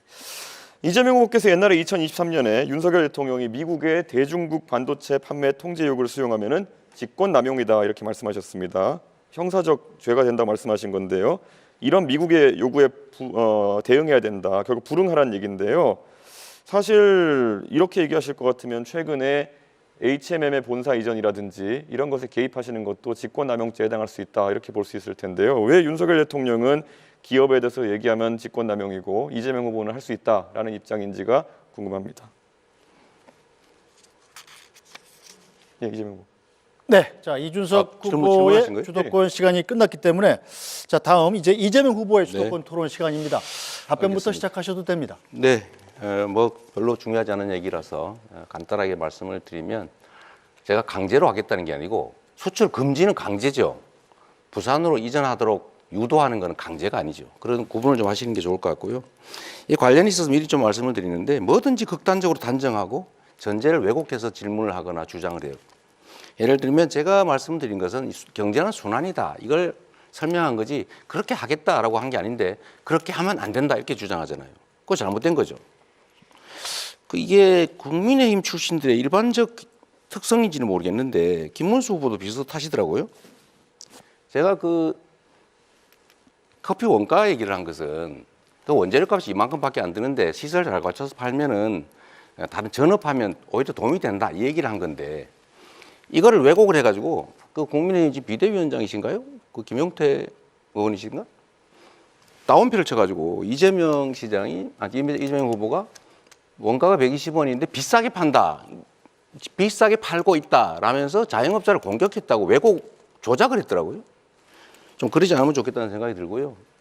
그다음에 아까 이게 경제가 그냥 정부 재정을 투자하면 효과가 없다 이런 취지의 말씀을 하시는데 제가 그냥 질문은 아니고 그냥 주장이에요. 뉴딜이라고 들어보셨는지 모르겠어요. 경기가 침체가 되면 정부가 재정을 투자해서 그냥 일자리도 만들고 무료로 그 지원도 하고 이렇게 해서 경제가 다시 활력을 찾지 않습니까? 이거는 기본이다. 정부 재정의 역할, 금융의 역할이라고 하는 것은 본질적으로 있는 거죠. 그 말씀 드리고 아까 주제에서 가능하면 벗어나지 않는 질문을 한번 드려보겠습니다. 김문수 후보님. 네. 지금 이 경제가 대한민국 경제가 마이너스 성장, 0% 성장 이렇게 된 데에 대해서 국민의힘의 책임, 또 윤석열 정권의 주무장관으로서 책임감 느끼거나 아니면 죄송하다는 생각 안 드십니까? 저희는 매우 죄송하게 생각하고 또 어려운 점이 많지만 이재명 후보의 책임도 매우 크다. 그래서 이재명 후보께서는 우리가 하려고 하면은 전부 반대를 합니다. 그래서 기껏 만들어내는 것이 노란봉투법, 중대재해처벌법, 반도체 특별법 이런 것도 반대하시고요. 지금 뭐 본인이 약속한 것도 전부 어깁니다. 그러니까 경제가 살아날 길이 없습니다. 지금 그 대통령도 잘못한 것이 뭐 계엄이라든지 이런 것은 알겠습니다. 반대합니다만 충분히 들었고요. 법을 자꾸 이상한 법을 만들어가 충분히 기업을 할 수 들었고요. 없게 만듭니다. 그래서 네. 지금 네. 기업들이 해외로 계속 그만. 빠져나갑니다. 30초를 넘어가면 주도권을 가진 후보가 제지할 수 있습니다. 일단은 국민의힘에서 뭘 하려고 했는데 민주당이 뭘 막았다는데 구체적으로 예를 한번 들어봐 주시면 좋겠고요. 두 번째로 지난 3년간은 민주당이 그나마 뭘 하려고 하면 정부가 다 반대했지 정부가 하려고 하는 걸 민주당이 막았던 기억이 별로 없어요. 이제 일단 그 말씀 하나 드리고요. 제가 직접 묻고 싶은 건 이겁니다.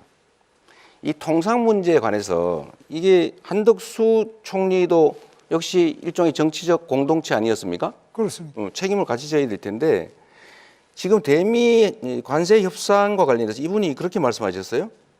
트럼프 대통령이 자랑스러워할 협상을 했다 이렇게도 얘기하고 또 한 번은 원래 무역과 안보를 분리하는 게 우리 정부의 기본 방침인데 사안의 성격에 따라서 방위비 협정을 다시 할 수도 있다 이렇게 인터뷰를 하셨어요. 이거 바람직한 태도라고 보십니까? 그렇게 하면 안 되는 거 아닌가요? 네, 그 부분에 대해서는 뭐 여러 가지 문제 제기를 하시는 것도 좋지만은 네. 제가 이제 이재명 후보께서 제일 정말 제가 간곡하게 당부드리고 싶은 것은 지금 최상목 부총리도 이제 한덕수 총리가 그만두면 최상목 부총리가 통상을 맡아야 되는데 계속 탄핵한다 그래서 그것도 그만뒀지 않습니까? 그러니까 사람이 일을 할 수가 없어요. 총리 탄핵하고 대통령 탄핵하고 또 경제부총리 탄핵하고 계속 탄핵해서 또 법은 아까 말씀드린 우리가 하자는 거 안 해준 거 없다 그러는데 그동안 얼마나 많은 법을 안 근데 해줬습니까? 잠깐만요. 그거는 뭐 이게 제가 여기서 말씀드릴 필요 없이 국회에서 더 잘하시죠. 너무 그 무책임한다는 생각이 드는데요. 지금 이게 미국 대통령이 자랑스러워할 협상이다 이렇게 얘기한 거는 퍼주기 하겠다는 취지인데 이런 점에 대해서 책임을 좀 지는 게 중요하다는 생각이 들고요. 또 한 가지는 이런 것도 한번 제가 한번 여쭤볼까 싶습니다. 지금 서두르면 안 되는 거 아닙니까? 네. 그런데 지금 정부 구성도 안 되는데 왜 이렇게 서두르는 거예요? 서두르는지 자칫 잘 모르십니까? 뭐 서두른다기보다는 여러 가지 애로를 신속하게 해결하자 이런 거지 뭐 그 서두른다 이렇게 표현하시는 거예요. 그런 거는 정부 정책을 집행하는 게 통상 문제는 매우 심각한 주제인데 그거를 그냥 일상적인 잡무 처리하듯이 생각하시면 안 될 것 같은 생각이 들고요. 권영국 후보님, 네. 이 문제에 관심이 많으실 것 같은데 네. 저는 이 관세 협상에 있어서는 사실은 미국도 그렇게 압도적 우위에 있는 상황은 아니라고 보여져요. 그들도 급하지 않을까. 지금 부과한 관세 그 자체를 100% 그대로 유지하기는 좀 어려울 거예요. 그러면 결국 협상의 여지가 있다는 생각이 들고 서두르지 말아야 된다. 신중하게 해야 된다. 그다음에 특히 민간 기업의 투자라든지 또는 정부의 정책이라든지 이런 것들 좀 모아서 우리가 협상 카드도 좀 만들어야 된다고 생각하는데 좀 그런 문제에 대해서 혹시 고민해 보신 바가 있으시면 좀 말씀해 주시면 좋겠습니다. 예, 지금 그 트럼프의 관세 정책은 굉장히 변화가 많습니다. 그 실질적으로 여러 이제 처음에 뭐 중국에 대해서도 엄청난 관세 폭탄을 터뜨렸다가 중국에서 국채를 팔기 시작하니까 굉장히 위협을 느꼈죠. 그래서 결국은 중국에 대해서도 유예하고 협상하자 이렇게 나왔습니다. 그리고 아까 제가 초두에 말씀드렸지만 캐나다, 호주, 멕시코 이런 데서는 국민들하고 소통하면서 이 관세의 부당성에 대해서 같이 맞서 싸움을 했죠. 그러니까 이게 지금 트럼프에 대해서는 현재로서는 굴복하는 것이 아니라 버텨내면서 맞서 싸우는 것이 매우 중요하다는 말씀을 일단 드립니다. 네, 자 이제 김문수 후보 주도권 토론 시작하시죠. 네, 이재명 후보에게 묻겠습니다. 네. 제가 볼 때는 통상 문제를 해결하기 위해서는 대통령의 외교적 신념 네. 그리고 국제사회에서 얼마나 신뢰하느냐 이게 매우 중요하다고 봅니다. 네. 그런데 우리 이재명 후보께서는 성남시장을 할 때 2017년에는 네. 미군 철수를 각오하고라도 경제 파탄을 불러오는 사드 배치를 철회해야 된다 그러시고 또 그 다음에 2023년 당 대표 시절에는 싱하이밍 주한 중국 대사와 한미 외교 정책에 대해 이재명 대표가 그 자리에 싱하이밍 대사가 그 잘못된 판단이다, 나중에 반드시 후회할 것이다는 이런 협박성 발언을 했는데도 그 자리에서 반대를 못하고 반박을 못하고 그냥 물러섰어요. 그 다음에 또 중국과 대만 사이의 문제에 대해서도 그게 2024년 당대표 시절입니다. 우리랑 무슨 상관이냐, 중국에도 셋에 하면 된다, 이런 식으로 이야기가, 이게 굉장히 말이 많은데, 사실 우리나라는 한미동맹이 매우 중요하지 않습니까? 네. 한미동맹이 기본축이 돼야 된다고 보는데, 이 부분에서 이재명 후보가 지금 하고 있는 발언, 그동안 해왔던 발언을 보면은 미국으로서는 상당히 끔찍할 정도입니다. 물론 권영국 후보께서는 오늘 이 자리에서도 계속 트럼프와 싸워야 된다 이렇게 하시는데, 뭐 싸워서 과연 무엇을 하자는 건지 모르지만은 이재명 후보님 생각은 사실 트럼프 대통령에 대해서 어떻게 생각하시는지, 과거 발언과 대비해서 걱정이 많은데 어떻게 네. 생각하십니까? 걱정 안 하셔도 됩니다. 네. 제가 말씀을 드리자면 한미 동맹은 중요하죠. 그리고 앞으로도 계속 확장 발전돼 가야 됩니다. 안보 동맹에서 이제 경제 동맹, 포괄 동맹으로 발전해 가야 되는 우리 외교의 기본축인 것은 분명하죠. 그렇다고 해서 거기에 완전히 의존하는 건 안 된다. 우리가 중국이나 러시아와 관계를 완전히 또 배제하거나 적대적으로 일부러 갈 필요는 없다. 제가 그 말씀을 드리는 것이고, 외교는 언제나 국익 중심으로 실용적으로 접근해야 된다. 이 말씀을 그렇게 드린 겁니다. 그런데 배제하자 이렇게 말하는 사람도 없고요. 그래서 우리는 한미 동맹을 기본축으로 할 때라야만, 또 미군이 우리 한반도에 한국에 주둔할 때라야만 우리가, 중국도 우리를 외교 상도로서 제대로 대하지. 만약 미군도 없고 우리는 핵도 없고 아무도 없고 동맹이 없다, 이럴 때는 중국이 과연 우리나라를 제대로 대접을 하고 또 상대를 하겠느냐, 이런 점에서 한미 동맹이 기본축이고, 또 쉽게 말씀드리자면 6.25 때도 중국 공산당은 우리나라에 쳐들어와서 우리 적국이었지 않습니까? 미국은 우리를 도와줘가지고 우리 대한민국을 지킨 당사자 아닙니까? 그런데 어떻게 미국과 중국이 같은 수준이 아니잖아요. 그리고 그 분명히 그 중국은 북한하고도 가깝지만은 특히 6.25 때 우리 적국이었지 않습니까? 그런 점에서 그 아주 비슷하게 보고 중국도 중요하다, 러시아도 중요하다, 미국도 중요하다, 이건 아니죠. 그러니까 비중이라는 걸 당연히 고려해야죠. 똑같이 한다 그런 게 아니고요. 왜 그렇게 받아들이는지 이해가 안 되는데, 한미 동맹이라고 하는 것은 대한민국 외교 안보의 기본축이다. 네. 발전시켜야 된다. 심화시켜야 된다. 분명하고요. 한미일 협력체제, 안보 협력도 반드시 필요하다. 그러나 그렇다고 해서 거기에 완전히 몰빵, 올인해서는 안 된다. 중국과 러시아의 관계도 우리는 중요하기 때문에 잘 관리해야 된다. 이 말씀을 드리는 것인데요. 너무 자꾸 극단화시키지 말라니까. 이 외교라는 게 얼마나 섬세하고 예민한 문제입니까? 좀 이렇게 여유 있게, 유동성 있게, 실용적으로, 실사구시적으로 접근할 필요가 있다는 말씀을 다시 한번 드립니다. 자, 그러면 이재명 후보께서는 북한의 핵에 대해서는 네. 어떤 해법을 가지고 있습니까? 제가 가지고 있는 해법은, 북한의 핵에 대한 것은 미국과 협력해서 미국의 주한미군이 주둔해서 있고, 또 미국의 핵 잠수함이나 전략 전폭기 같은 것, 또 괌에 주둔하는 미군이나 주일 미군, 이런 부분들이 전부 연대해서 북한의 핵에 대응할 수 있는 2중, 3중의 방어막을 치고, 방어뿐만 아니라 필요할 때는 북한의 네. 그 핵심적인 지휘부를 완전히 괴멸시킬 수 있는 바로 보복 타격, 이런 것들을 확실하게 우리가 확보할 때라야만 우리 안보가 유지되고, 안보가 경제 아닙니까? 네. 안보가 없는데 통상이 어디 있고 경제가 어디 있습니까? 그런 면에서 어떻게 생각하십니까? 지금 이제 복잡하게 설명하신 거를 보통 우리는 핵 억지 확장이라고 그러죠. 네. 지금 그거는 한미 간에 충분히 협의가 돼서 이미 상당 정도 장치들이 만들어져 있습니다. 그리고 한반도 핵은 우리는 기본적으로 북이 핵을 가지고 있으니까 우리도 핵을 갖자, 이런 방식으로는 일본도 핵무장하고 동남아도 핵무장하고 해서 핵 도미노 현상을 부르기 때문에 쉽지가 않고, 두 번째로는 이 미국이 승인할 리도 없고 국제 핵 확산 조약을 탈퇴하고 북한처럼 경제 제재를 견뎌야 되기 때문에 그렇게 살 수는 없는 거죠. 그러니까 가능한 범위 내에서 재래식 군사력을 최대한 확장을 하고 미국의 핵 확장 억지력을 최대한 우리가 함께 공유하고 그런 방식으로 지금까지 왔고 앞으로도 그렇게 가면서 한반도의 핵을 비핵화하는 방향으로 우리가 목표를 정하고 가야죠. 그래서 그런 점에서 뭐 비핵화는 지금 매우 어려운 상태입니다만 저는 이제 핵 균형으로 가져가야 된다 이렇게 보는데 지금 그렇게 하려면 한미 동맹이 기본 축이 돼서 이것을 강화해야 되는데 계속 반미 발언을 계속하고 그걸 두둔하고 또 지금 그런 진보당 같은 경우는 확실한 반미 아닙니까?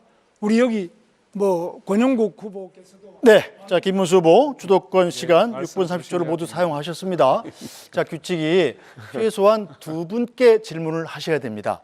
자 그럼 시간이 다 됐기 때문에 권영국 후보 주도권 토론 시작하시죠. 네, 저 우선 그 이재명 후보께 질문 드리겠습니다. 그 트럼프 대통령의 관세 폭탄은 말 그대로 약탈이라고 인정하십니까? 이 외교적 언사라고 하는 표현도 있는데 아, 네. 본질이 그러더라도 그 본질 네, 제가 잠깐 그렇게 말할 기다리십시오. 수는 없고요. 네, 잠깐만 제가 말씀드리고 하겠습니다. 네, 네. 그 바이든 정부 시절부터 우리 기업들은 미국의 가장 손쉬운 사실 표적이었습니다.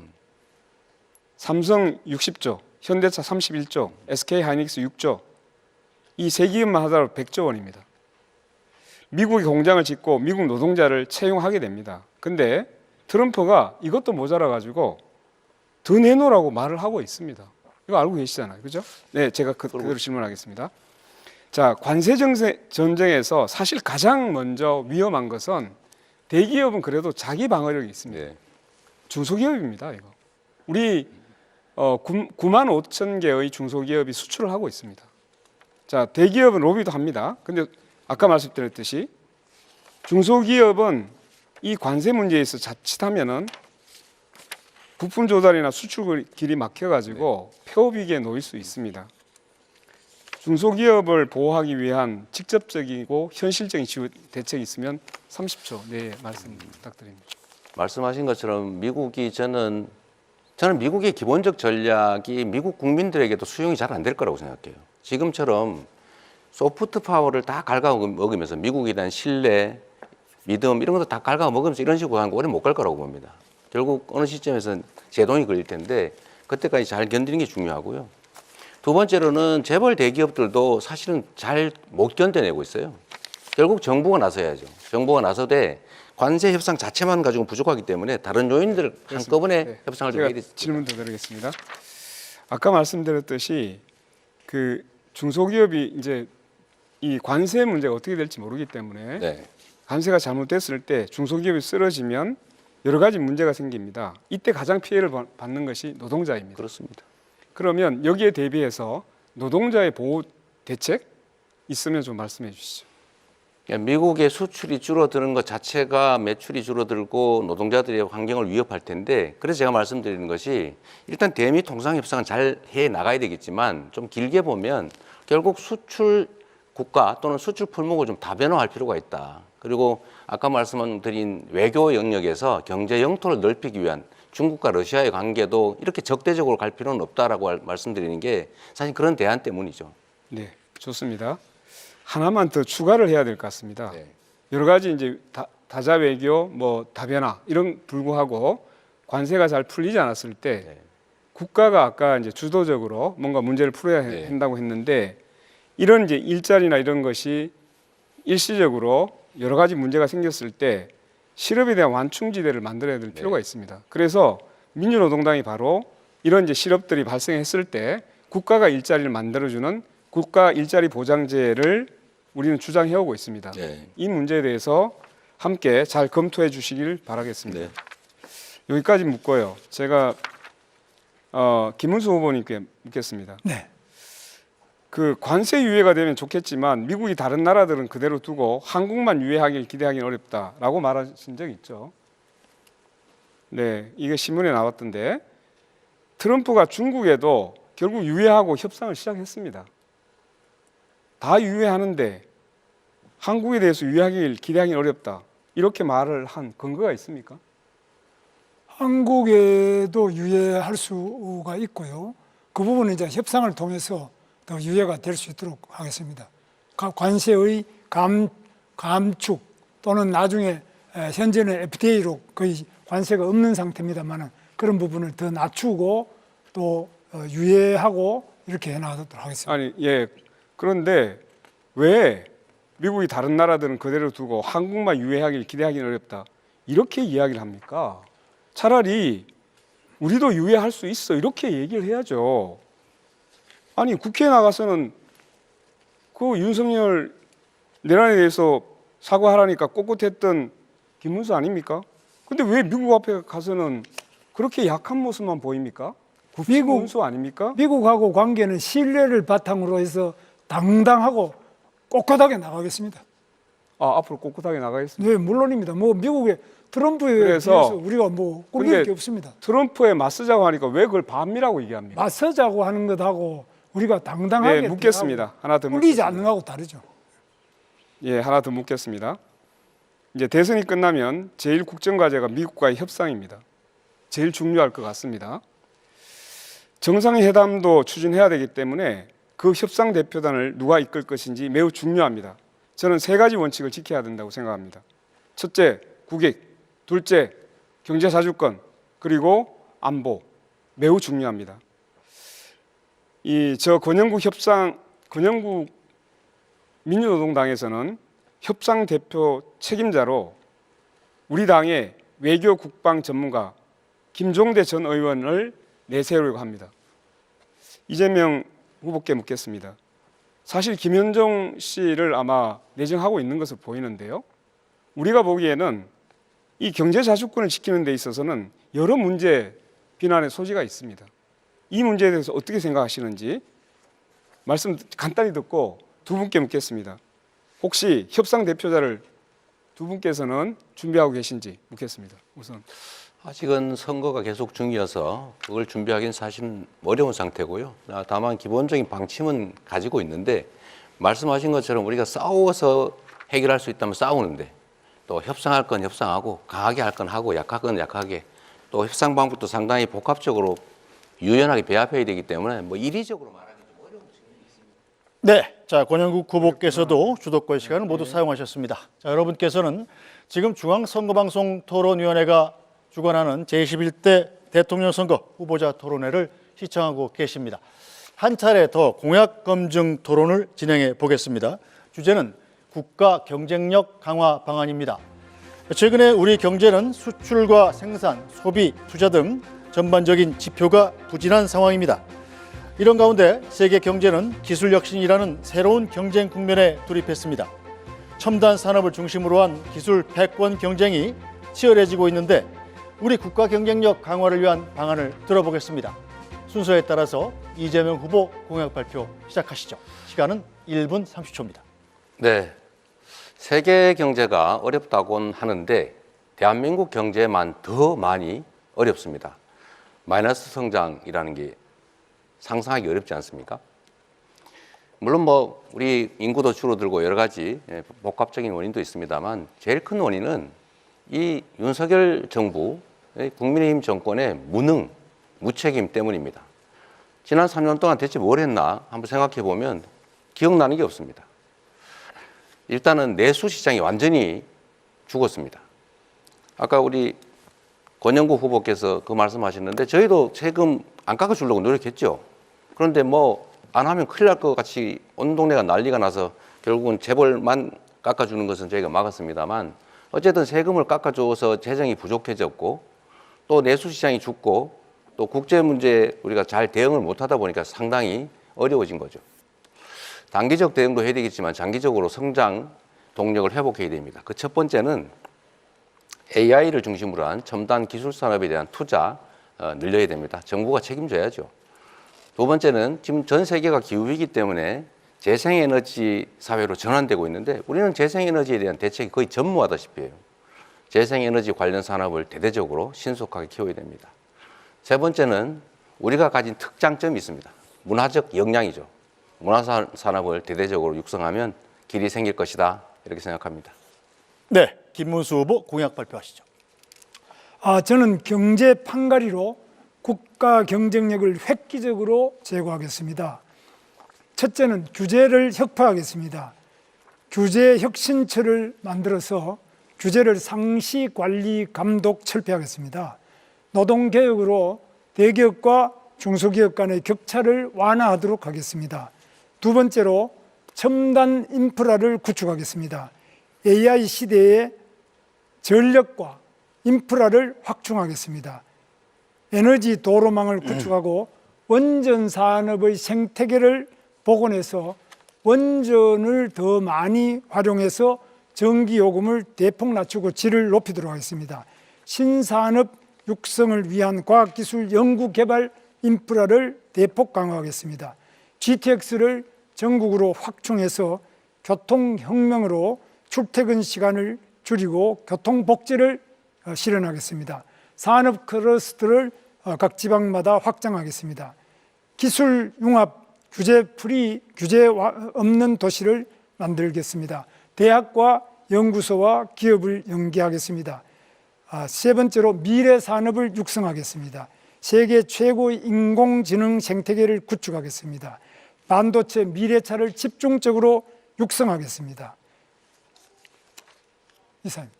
네, 권영국 후보 공약 발표하시죠.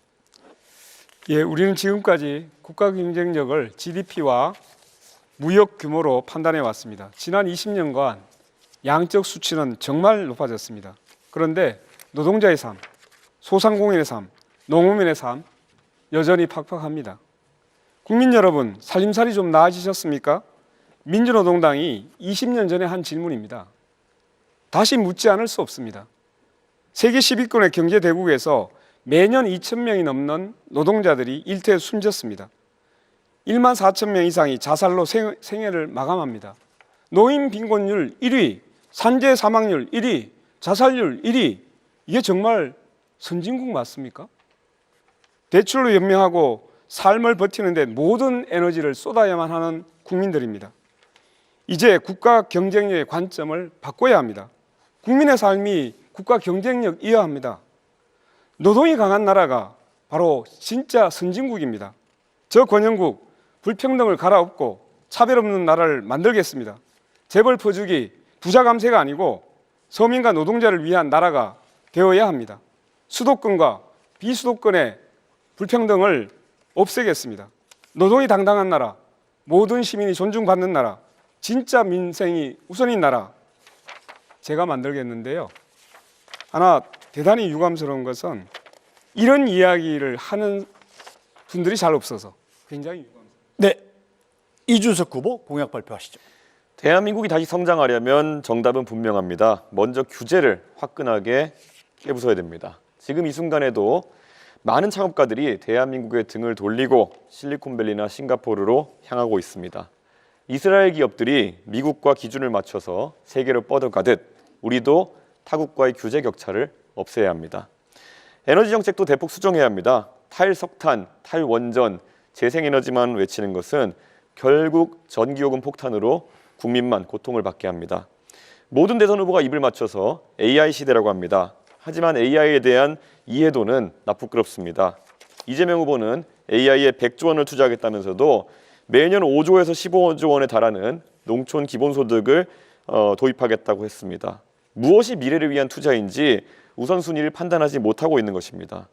지도자는 한정된 자원은 어디 있을지 냉정하게 선택해야 됩니다. 다 해주겠다는 말은 결국 다 못하겠다는 말과 다르지 않다고 생각합니다. 민주당에서는 제2경찰학교를 남원에도 그리고 아산에도 유치하겠다고 합니다. 도대체 어디로 유치한단 말입니까? 후보일 때도 양다리 공약을 이렇게 남발하는데 만약 대통령이 되면 해준다고 했더니 진짜 해주는 줄 알더라 이러면서 말을 바꿀 것을 우려할 수밖에 없습니다. 양치기 소년을 뽑는 선거가 아닙니다. 당선되면 말을 바꾸는 노쇼 후보에게 대한민국의 5년을 맡길 순 없습니다. 미래를 맡길 수 없습니다. 네, 후보들의 공약 잘 들었습니다. 마찬가지로 주도권 토론 시간 6분 30초에 주도권 토론을 시작하겠습니다. 자, 규칙은 마찬가지로 반드시 2명 이상에게 질문을 하셔야 되고 답변 시간은 30초를 보장하셔야 됩니다. 자, 그럼 이재명 후보부터 주도권 토론 시작하시죠. 네. 우리 사회가 참으로 토론, 대화가 많이 부족합니다. 토론과 대화를 하려면 상대를 존중하고 왜곡하지 말아야 됩니다. 상대의 말을 왜곡해서 조작을 해서 네가 이렇게 말했지 이렇게 주장을 하면 이건 토론이 아니라 싸우자는 거죠.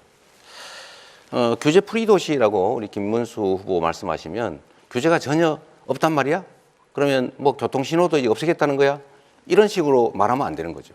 그건 합리적인 범위 내에서 꼭 필요한 규제 외에는 대부분 풀겠다 이런 뜻으로 저는 이해를 합니다. 이제 앞으로 좀 토론해서 상대가 하는 말이나 이런 것들을 왜곡해가지고 조작해가지고 없는 말 가지고 또는 엉뚱하게 이렇게 안 하면 합리적인 토론이 좀 가능하지 않을까 그런 생각합니다. 마찬가지예요. 우리 이준석 후보 지금 농촌 기본소득 5조 원, 7조 원 드는데 하겠다는 거냐? 농촌 기본소득을 저희가 도입을 하는데 제가 그렇게 다 전면적으로 한다고 하지 않았어요. 예를 들면 아니면 시군, 특히 군 되겠죠. 이런 데서 매칭으로 좀 조금씩 나눠서 하고 가능한 범위 내에 예를 들면 인구 소멸 위기가 큰 지역 중심으로 이 순차적으로 한다고 하지 않습니까? 그걸 왜 한꺼번에 한다고 전제를 하고 이렇게 공격을 하나 좀 이해가 좀 안 된다 이 말씀 드리고요. 이 기업 규제 합리화 얘기를 많이 하시지 않습니까? 저도 동의합니다. 기업 규제, 불필요한 규제가 많죠. 공직자, 공무원들이 좀 자기 편하려고 하는 그런 규제가 많아요. 그런 건 당연히 줄여야죠. 없애거나. 또 시대에 안 맞는 규제 많아요. 그런 거 없애야죠. 또 새로운 영역에 대한 신설 규제도 가능하면 절제하는 게 필요하죠. 저는 이래서 규제에 대해서는 이렇게 표현하고 싶어요. 완화, 해소 이렇게 말하지 말고 합리화하자. 필요한 규제는 강화하고 불필요한 규제는 해제하거나 완화하자. 합쳐서 규제 합리화 이런 게 필요하다고 생각합니다. 김문수 후보님, 네. 제가 여쭤볼게요. 김문수 후보님도 이제 경기도지사를 하셨는데 수도권 규제 완화해야 된다고 많이 주장하셨죠. 그렇습니다. 저는 뭐 아주 적극적으로 주장했습니다. 그럼 수도권 규제를 그렇게 완화를 하면 수도권 집중에 따른 대한민국의 이 지속 성장에 장애되는 요인, 지방이 소멸하는 이 문제 어떡합니까? 지금 수도권 규제 완화 중에 하나가 바로 평택 삼성 반도체 공장 120만 평이 규제 완화로 가능했고요. 또 이천에 하이닉스도 SK 하이닉스도 콩밭을 하던 것을 규제를 완화해서 하이닉스를 했습니다. 그럼 그것이 지방에 마이너스가 됐습니까? 다 외국으로 가려고 하는 기업을 제가 유치를 해가지고 지방 사람들도 거기 와서 다 취업을 하고 그게 지방에 무슨 문제가 있습니까? 알겠습니다. 말씀의 취지는 합리적인 범위 내에서 완화하자는 거지 수도권을 대폭 규제를 풀어가지고 팽창시키자 그건 아니란 말씀이죠? 제 주장은 아니 잠깐만 그 네, 말씀이시죠? 제 주장은 지방을 우선 해제하고 그 다음에 수도권도 자, 합리적인 해제를 하자. 규칙은 좀 지켜가면서 하시면 좋을 것 같아요. 어쨌든 알겠습니다. 근데 아까 규제 프리 도시 말씀도 하셨잖아요. 네. 저는 수도권에 대한 규제를 합리화할 필요가 있다. 예를 들면 말씀하신 것처럼 규제를 안 풀어주면 해외로 나갈 기업들 이런 건 우리가 받아야 되겠죠. 해제 완화를 해서 잡아놔야 되겠죠. 해외에서 기업이 들어오는데 수도권 외에는 도저히 갈 수가 없다. 뭐 그런 경우는 필수적이니까 하는데 그 외에 수도권의 용도 규제를 완화한다든지 일반적 규제를 완화한다든지 이런 건 좀 하면 안 된다. 그건 지방에 대해서 기회를 박탈하는 거다. 이 생각을 말씀을 드리고 저는 시장 또 도지사를 할 때도 이 주장은 계속했다는 말씀을 좀 드립니다. 우리 다른 분한테 한번 여쭤보려고 해요. 이 지방을 다녀보면 지금 실제로 매우 심각하잖아요. 지방 소멸 문제가. 근데 지방 소멸을 막기 위해서는 지방에 기업도 있어야 되고 학교도 있어야 되고 주거 문화, 뭐 생활 환경도 좋아야 되고 지방의 사람이 서울로 오지 않게 뭔가를 해야 되는데 저는 거기에 핵심적 요소가 몇 개 있다고 생각해요. 첫째는 지방으로 갈 경우에 앞으로 에너지 문제가 상당히 심각할 텐데 서남 해안, 동해안 중심으로 재생에너지 중심 사회로 갈 거니까 그쪽에 전력 요금을 차등을 좀 둬가지고 전력이 생산되는 지역이 좀 싸게 에너지 공급을 해주면 좋겠다. 두 번째는 지방으로 갈 경우 대규모로 좀 감세나 면세를 좀 해주자. 세 번째는 예를 들면 세 번째로는 규제를 대대적으로 좀 완화, 꼭 필요한 규제 외에는 완화해주자 이것이고요.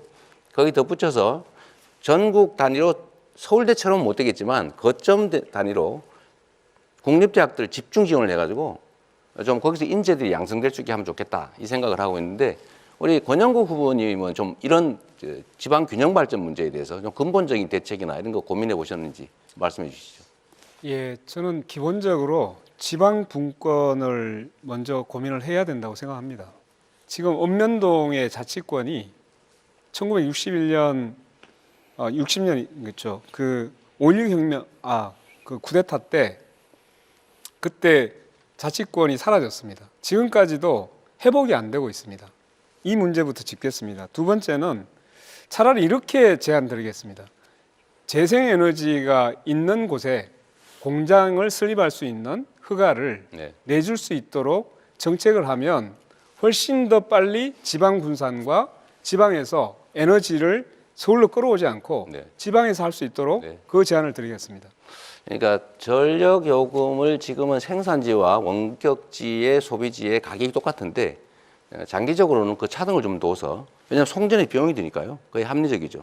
생산지 가격을 낮추면 서남해안, 호남 또 경남 이 지역에 지금 이준석 후보는 잘 동의를 안 하지만 데이터 센터라든지 이 재생에너지를 필요로 하는 그런 기업들을 좀 유치할 수 있을 거라는 생각이 듭니다. 정말로 중요한 거는 이 나라가 이제는 중앙 집중으로는 도저히 더 이상 지속적으로 성장하기 어렵다는 것입니다.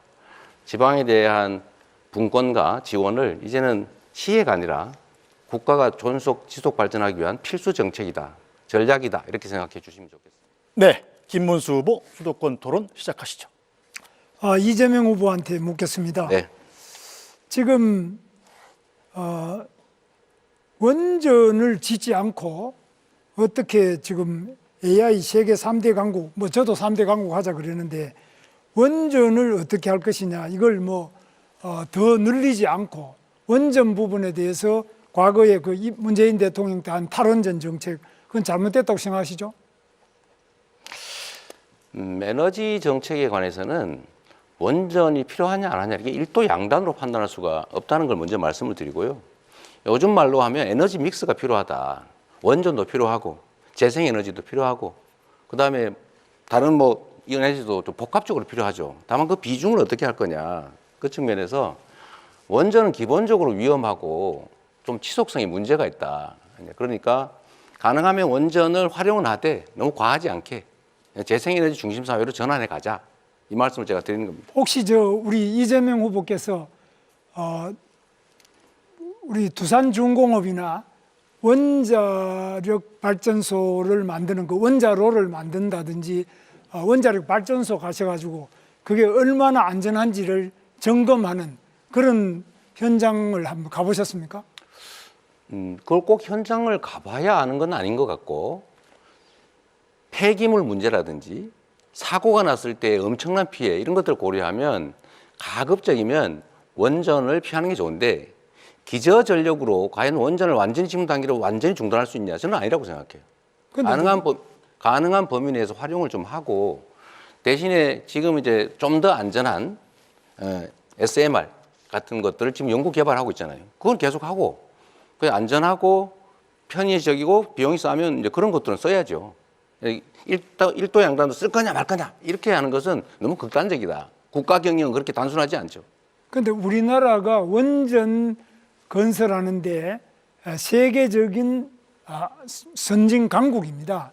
그래서 맞죠. 저는 원전의 반응로를 만든다든지 실제로 원자력 발전소로 가서 또 원자력 안전연구소나 이런 데로 가서 점검을 해봤는데 해보면은 만약에 그 위에 원자폭탄, 소형 원자폭탄 같은 게 나가사키, 히로시마에 떨어졌던 그런 정도가 떨어져도 그 위에 원자로 반응을 하는 부분이 파괴되거나 원자력 자체에 고장이 없습니다. 그래서 굉장히 안전합니다. 이걸 자꾸 문재인 대통령처럼 거의 영화 하나 보고 그냥 원전 위험하다 이렇게 생각하는데 원전이 위험하다는 이런 이야기가 잘 관리되는 원전은 위험한 것이 아니라 오히려 더 안전하고 더 친환경적이다 이런 것은 인정하지 않습니까? 저는 우리 김문수 후보님 말씀이 언제나 약간씩 어폐가 들어있어요. 예를 들면 네. 그렇게 안전하면 후쿠시마 원전 사고 왜 났습니까? 네. 체르노빌은 왜 사고 났어요? 그거는 대한민국의 원자로는 영원히 안전할 것이다. 그거 어떻게 보장합니까? 아닙니다. 잠깐만. 지금 당장은 눈으로 보기 안전할지 몰라도 사고가 날 수 있죠. 위험하죠. 더하기 거기서 나오는 폐기물 처리 문제가 해결이 안 되고 있지 않습니까? 그 두 가지 문제 때문에 가급적이면 안전한 재생에너지로 가자. 대신에 그 사이에는 좀 섞어서 쓰자. 그게 제 입장입니다. 뭐 저도 재생에너지를 하지 말자는 것이 아니고요. 원자력 발전소가 다른 풍력에 비해서 8분의 1, 비용이 8분의 1밖에 안 들고 태양광에 비해서도 6분의 1도 안 됩니다. 그래서 이렇게 값싸고 안전한 원자력을 왜 그동안 안 했느냐, 이것이 잘못된 환경론자들의 주장 때문에. 그런데 이런 부분에 대해서 이준석 후보는 어떻게 생각하십니까? 실제로 맞는 지적을 하셨다 생각하고요. 지금 이재명 후보께서 결국엔 뭘 자꾸 발전시키겠다 이렇게 말씀하셔서 비용 추계라든지 실제 어떻게 경쟁력을 갖출지에 대해서는 말씀을 잘 안 하고 계십니다. 아까 AI 산업 발전시키기 위해서는 김문수 후보님 말씀하신 것처럼 전력 확보가 제일 중요합니다. 그런데 비용 구조상 아까부터 계속 강조하시는 서남 해안의 풍력 발전 같은 경우에는 킬로와트당 균등화 발전 단가가 300원 가까이 가는 그런 발전이고, 김문수 후보님 말씀하시는 거는 한 50원, 60원 정도의 균등화 발전 단가가 잡히는 원전인데 어느 것이 더 효율적인지는 이미 드러나 있는 것이거든요. 그런데 아마 이재명 후보께서 그런 아까 말씀하신 환경론자들의 말에 너무 많이 휘둘려가지고 국가 대사를 판단하시는 게 아닌가, 이런 우려가 있어서 만약에 혹시 집권하는 일이 생긴다 하더라도 그런 환경 카르텔에 대한 입장을 계속 받아들여서 오히려 산업을 좀 저해시킬 것 같다. 그런 우려가 오늘 토론하시는 걸 보니까 좀 들게 됐습니다. 네. 그 두 분께서 저를 협공을 하면서 저한테 기회를 안 주시네요. 아니, 저는 저한테 질문 안 하시잖아요. 네, 그 다음에 지금 우리 이재명 후보에게 말씀드리는데, 네. 이번에 이재명 후보께서는 지금 주가 지수 5천 시대를 열겠습니다. 그랬어요. 네. 지금 그런데 5천이 되면 저도 환영입니다. 좋겠는데 이거 들은 분들이 이거 5천이라는 거는 좀 심한 거 아니냐, 이렇게 보는 분들이 많은데, 네. 우리 이준석 후보께서는 어떻게 보십니까? 이거 5천이 가능합니까? 저는 주식을 잘 몰라서. 저도 5천 하면 좋다 이런 생각을 하는데요. 네. 아마 이재명 후보께서 예전에 주식을 처음 경험하실 때 조금 뭐 친구분의 권유나 이런 거로 작전주로 경험을 하셨다고 본인이 얘기하신 바가 있거든요. 그래가지고 이런 걸 너무 가볍게 생각하시는 게 아닌가, 좀 그런 인식인데, 당장 이번에 민주당에서 상법 개정안을 추진한 것에 대해서 저는 개인적으로는 긍정적으로 평가합니다. 대주주의 어떤 강압적인 물적 분할이라는 걸 통해 가지고 일반 주주들이 손해 보는 상황 속에서는 주가가 안 오릅니다. 그렇기 때문에 기업인이 자유롭게 경영할 수 있도록 하는 것, 또는 회사가 자기에게 맞는 판단할 수 있게 하는 것은 중요한데, 또 그 말만 하면 되는데 이재명 후보께서 표가 된다고 생각해서 부산 가가지고는 또 HMM이니 또 SK이온이니 이런 것들 또 민간 기업인데 잠시 민영화를 앞두고 있다는 이유만으로 옮겨버리겠다 했습니다. 그런 게 바로 주식시장에 있는 이재명 리스크다, 이렇게 말씀드릴 수 있을 것 같습니다. 네, 뭐 저는 정말 그렇게 되면 좋겠는데 참. 네, 이제 권영국 후보 주도권 토론 시작하시죠. 네, 우선 세 분에게 다시 묻겠는데요. 우선 이재명 후보께 묻겠습니다. 그 차별 없는 나라가 경쟁력 있는 나라입니다. 이번 광장에서 2030 청년들이 가장 많이 요구한 것이 차별금지법 제정입니다. 네. 1997년 김대중 전 대통령은 당 총재 시절 앞으로 이 땅에서 영원히 차별을 없애 나가겠다 하면서 차별금지법을 제정하겠다고 약속한 적이 있으십니다. 2007년 노무현 정부도 차별금지법을 발의했습니다. 2013년 문재인 대통령도 국회의원 시절 법안을 발의했습니다. 이재명 후보께서는 차별금지법 제정에 동의하십니까? 일단 저한테 기회를 주셨으니까 간단하게 재생에너지 생산 단가가 8배 비싸다, 6배 비싸다, 뭐 킬로와트당 아니, 이건 제 잠깐만요, 질문에 300원이다. 이거는 아니요. 체크를 해볼 필요가 있을 것 같고요. 그만하시죠. 예. 규모화를 하면 그건 어느 정도 해결할 수 있다는 말씀드리고, 차별금지법 관련해서는 차별이 어떤 특정 요소에 의해서 생기는 거 방치하는 거 바람직하지 않긴 한데, 네, 지금 단계로 거기까지 듣겠습니다. 네. 여러 가지 뭐 사회적 합의 이런 얘기를 많이 하시는 것 같아요. 그런데 28년입니다.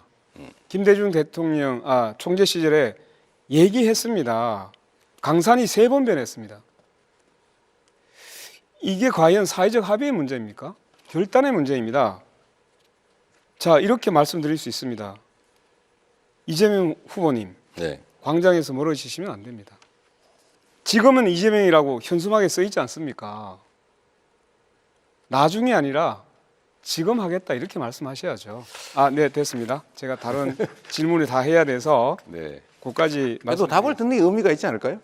아, 예, 10초만 드리겠습니다. 네. 방향은 저는 맞다고 보지만 지금 현재 너무 현안들이 복잡한 게 많이 얽혀 있어서 이걸로 새롭게 논쟁 갈등이 심화되면 지금 당장 해야 될 일을 하기 어렵다라는 네, 말씀. 알겠습니다. 영원히 못할 것 같습니다. 자, 김문수 후보에게 묻겠습니다. 네. 중대재해처벌법이 악법이라고 했던데 매년 산재로 몇 명의 노동자가 죽는지 아시죠? 네. 구의역 김군, 태안화력발전소 김용균, 평택항 이선호, 파리바게뜨 SPL 박선빈, DLENC 건설 이용직 강보경 이런 청년들이 계속적으로 죽어가고 있어요.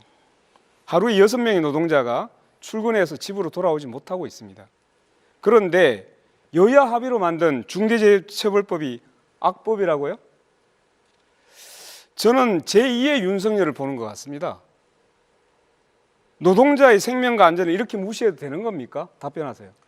중대재해처벌법은 처벌 위주의 법입니다. 그런데 산업재해를 없애기 위해는 예방 위주로 가야 됩니다. 예방은 최근에 AI도 발전하고 드론도 발전하고 로봇도 발전하고 여러 가지 CCTV도 발전해서 예방을 위한 시설을 하고 미리 그걸 예방을 해야지. 사람 죽고 난 다음에 그 사업주를 처벌한다고 해서 재해가 그러면 줄어듭니까?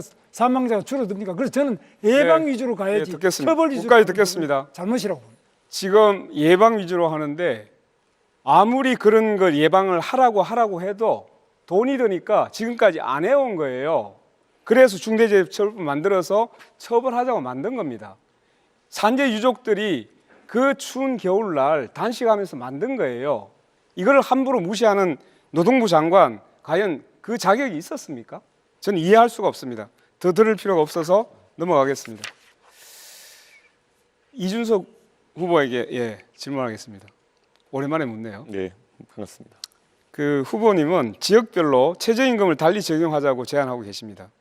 제가 볼 때는 이거 되게 위험한 생각입니다. 우리나라는 대기업과 중소기업, 남성과 여성, 정규직과 비정규직, 그리고 플랫폼 노동자 이렇게 따라서 임금 차별이 매우 심합니다. 여기에다가 다시 또 수도권하고 비수도권 차별하자고 하면 이거 정말 위험한 거 아닙니까? 일본이 지역 차등 임금제 도입했다가 지역 인구가 더 유출되고 지방 경제가 피폐됐습니다. 한마디로 폭삭 망했어요. 그런데 이걸 가지고 자민당에서도 다시 인류화, 평준화 논의가 지금 진행되고 있습니다. 이 공약 처리해야 되는 거 아닙니까? 일본의 사례도 잘 알고 있고요. 반대로 미국의 사례도 잘 알고 있습니다. 미국 같은 경우에는 텍사스가 잘 아시는 것처럼 캘리포니아와 다르게 규제와 세금이 더 적기 때문에 많은 기업들이 텍사스로 이전했습니다. 그래서 최저임금도 낮고 법인세도 낮기 때문에 잘 아시는 일론 머스크 같은 사람도 스페이스X 같은 기업을 이전했던 것입니다. 저는 지역 간의 경쟁이 어느 정도 촉발될 수 있다 이런 생각을 하고 있고요. 사례를 본다 하더라도요. 텍사스는 최저임금이 7불 25로 연방 최저지만은 옆에 플로리다가 최저임금이 있음에도 불구하고 거기까지 듣겠습니다. 평균 임금은 더 높습니다. 거기까지 듣겠습니다.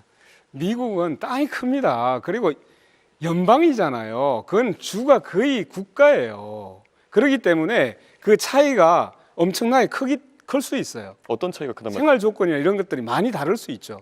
그런데 일본 같은 경우보다 우리나라는 훨씬 더 땅이 좁습니다. 그리고 생활이라는 것이 그렇게 큰 차이가 있는 게 아니에요.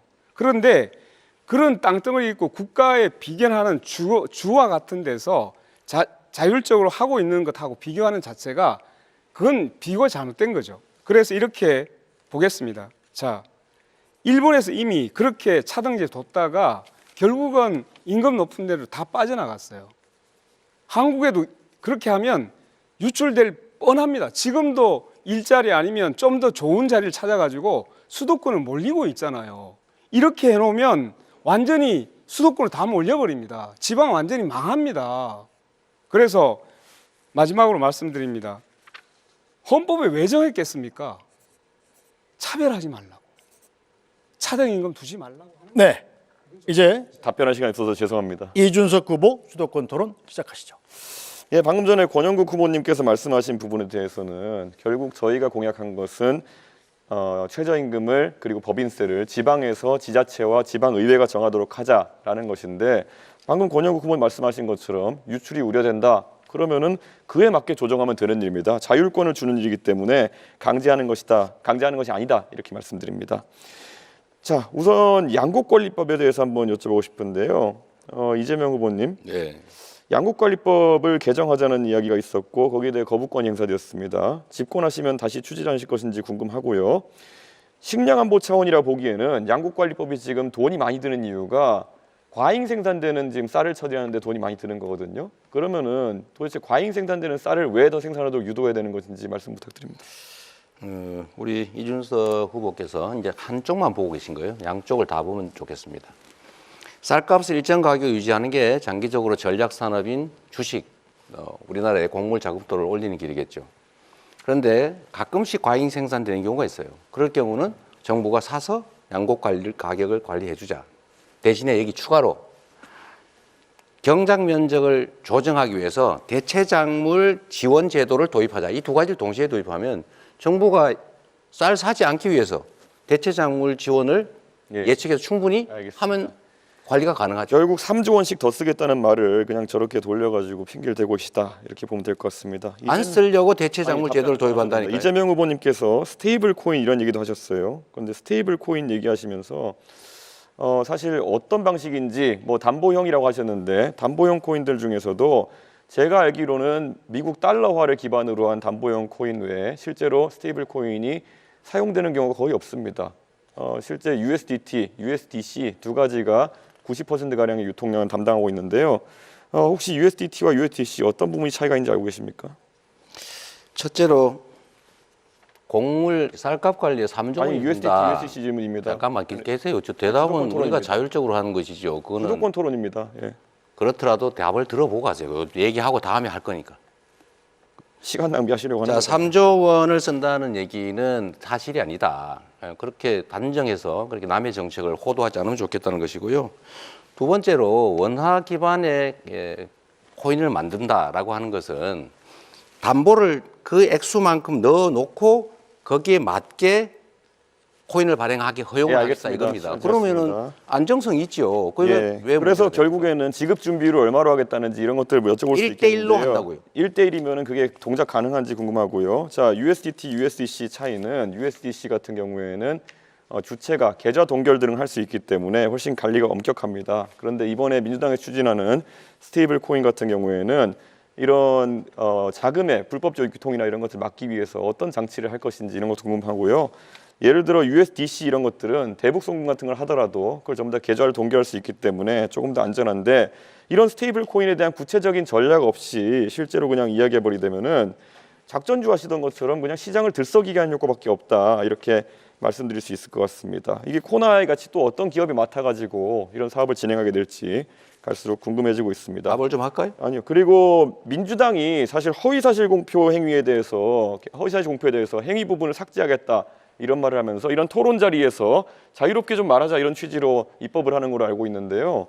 오늘 당장 아까 자랑스럽게 김용태 의원 얘기를 하시는데 김용태 의원이 이재명 후보 말씀하신 내용에 대해서는 부연해서 얘기하는데 그걸 왜곡이라 하시면서 바로 고발해 버리시는 취지는 뭡니까? 공직선거법 나는 고발하면 안 되고 김용태는 해도 된다 이런 겁니까?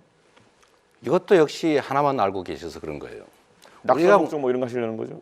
우리가 얘기하는 것은 자신의 당선을 위해서 행위에 대해서 뭐 종교, 경력, 학력 이런 건 다 놔두고 과거에 있었던 어떤 행위에 대한 발언이 잘못되면 그걸 처벌하는 거 이거는 전 세계 찾기 어려운 제도다.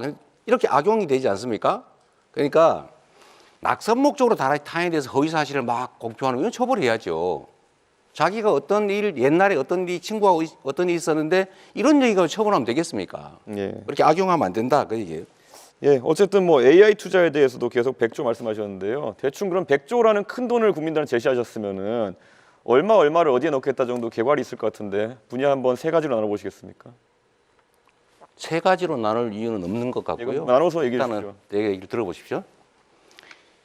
100조 원이라고 하는 것은 당장 100조 원을 정부 재정으로 만들겠다는 게 아니고 AI 관련 산업에서는 연구 개발도 필요하고 지원도 필요하고 투자도 필요한데 정부가 모태펀드 등을 만들어서 민간 자본을 유치해서 연차적으로 100조 원 정도를 투자하겠다 그 말이니까 그 세부적인 내역을 어디다가 투자할 거, 어떤 회사에 투자할 거냐, 어떤 연구에 투자할 거냐는 것은 또 검토해 가면서 만들어가는 것이죠. 예, 알겠습니다. 세부적으로 계획도 없는데 100조 원 넣겠다는 말씀 잘 들었고요. 권영국 후보께 질문드리겠습니다. 차별금지법은 저도 관심이 많아가지고 제가 국민의힘 대표 된 다음에 실제로 여러 토론에서도 발언한 바가 있습니다. 그럼 차별금지법도 현재 입법 제한된 것이 다양한 버전이 있는 것은 알고 계시죠? 네네. 그래서 또 용인할 수 있는 차별은 용인한다 이런 식의 완화된 버전도 있고 보편적 차별금지법도 있고 그렇습니다. 어떤 입장을 지지하시는지 간략히 먼저 짚어주시겠습니다. 저는 포괄적 차별금지법이라고 해서 여러 부분에 뭐 학력, 학벌, 고용 형태, 인종, 종교, 또 성별, 뭐 성적 지향, 성별 정체성 뭐 이런 모든 것들을 통틀어서 나이도 마찬가지고요. 예, 감사합니다. 여러 부분에 예. 예, 그 사실 정의당에서 제가 과거에 공천 기준 같은 걸 보면은 네. 뭐 차별금지법을 얘기하지만은 전과에 대해서는 굉장히 엄격한 것 같았습니다. 그런데 보편적 차별금지법에서 그러면 전과가 있는 사람 같은 경우에는 기본권이 제약돼야 되는 것인지 아니면 그 사람에 대해서는 다르게 볼 수 있는 건지 궁금합니다. 전과에 대해서는 법적으로 제한이 있잖아요. 거기에 따라서는 법적인 제한을 받는 것이고 이미 형을 산 사람에 대해서는 그것은 형을 살았던 부분하고 또 기존의 그 전과와 자기 하는 업무의 관계에서 네. 자, 음주운전은요? 네. 자, 네 후보의 공약 검증 토론까지 모두 시간을 사용하셨습니다. 자, 마지막으로 오늘 토론회에서 미처 못다한 말씀이나 강조하고 싶은 점 있으실 텐데요. 마무리 발언 시간을 활용하면 되겠습니다. 발언 시간은 1분씩입니다. 기호 2번 국민의힘 김문수 후보부터 말씀하시죠. 예, 국민 여러분, 저는 일자리 대통령이 되겠습니다. 일자리를 많이 유치해서 우리 젊은이들이 일자리를 가지고 행복한 생활을 할 수 있도록 확실하게 노력을 하겠습니다. 저는 이 일을 해봤습니다. 이 일의 많은 실적을 가지고 있습니다. 저는 지구를 10바퀴 돌면서 외국 투자를 유치했고 외국의 많은 연구소도 유치를 했습니다. 판교, 광교 테크노밸리를 만들고 또 평택 삼성 반도체 공장을 만들었습니다. GTX도 지금 제가 만든 것입니다. 저는 서민 대통령이 되겠습니다. 어려운 서민들과 늘 함께 살며 저 자신이 서민적인 생활을 계속해오고 있습니다. 저는 깨끗한 대통령이 되겠습니다. 절대 저와 저희 공직자들이 부패하면 국민이 힘들고 나라가 망한다는 생각을 가지고 깨끗한 대통령, 유능한 대통령이 되도록 하겠습니다. 네. 기호 5번 민주노동당 권영국 후보 말씀하시죠. 네, 국민 여러분, 이번 대선은 선택이 아닙니다. 심판입니다. 헌법을 짓밟고 계엄령을 기도한 내란 세력, 노동을 배반하고 변절한 가짜노동 김문수 후보, 이제는 역사의 뒤안길로 퇴장시켜야 합니다. 광장이 압도적으로 승리해야 합니다. 내란 세력을 압도적으로 패배시켜야 합니다. 저 권영국은 노동을 배반하지 않았습니다. 평생을 현장에서 싸워온 사람입니다. 변절한 가짜 노동이 아니라 진짜 노동의 대표 정치로 여러분 앞에 섰습니다. 응원봉을 들었던 청년들, 전봉준 트랙터를 몰고 온 농민들, 깃발을 든 노동자들, 히세스 시위에 나선 여성과 성소수자, 그리고 장애인들, 그 모든 광장의 주체들이 압도적으로 승리해야 합니다. 그러기 위해서 저 권영국 광장의 이름으로 싸우겠습니다. 정권 교체를 넘어 사회 대전환으로 이루겠습니다. 기호 5번 민주노동당 권영국이었습니다. 고맙습니다. 네. 기호 4번 개혁신당 이준석 후보 말씀하시죠. 서울의 끝자락 지하철 4호선 종점 상계역에서 신혼을 시작한 어느 부부가 있었습니다. 조금이라도 사회의 중심에 다가가고자 덜 입고 덜 쓰면서 자식 교육의 모든 것을 걸었습니다. 아이는 국비 유학생이 되었고 거대 정당의 대표까지 지낼 수 있었습니다. 이제는 공정한 대한민국을 신뢰하며 대통령 후보로 나섰습니다. 이 이야기는 저희 가족만의 이야기가 아니어야 합니다. 오늘보다 나은 미래를 다음 세대에게 물려주고자 하는 애틋한 마음, 그것이 지금까지 대한민국을 지탱한 정신입니다. 이준석은 이 전통을 이어가고 싶습니다. 누군가는 자녀 세대의 미래를 빚으로 당겨서 가불해서 쓰자고 얘기합니다. 그것은 대한민국의 방식이 되어서는 안 됩니다. 저 이준석을 대한민국의 대통령으로 만들어 주십시오. 건전한 정책으로 기회의 사다리를 지켜 다음에는 여러분의 자녀와 손주들이 이 자리에 서는 꿈을 지켜내겠습니다. 네, 기호 1번 더불어민주당 이재명 후보 말씀하시죠. 존경하는 국민 여러분, 지금이 참으로 큰 위기입니다. 얼마나 먹고 사는 일이 힘들고 팍팍합니까? 지금 내란 세력들 때문에 나라가 이렇게 위기에 빠졌습니다. 지금 대통령 선거를 앞두고 있습니다. 대통령. 크게 국민들을 통합해서 하나로 힘을 모으는 그런 우두머리겠지요.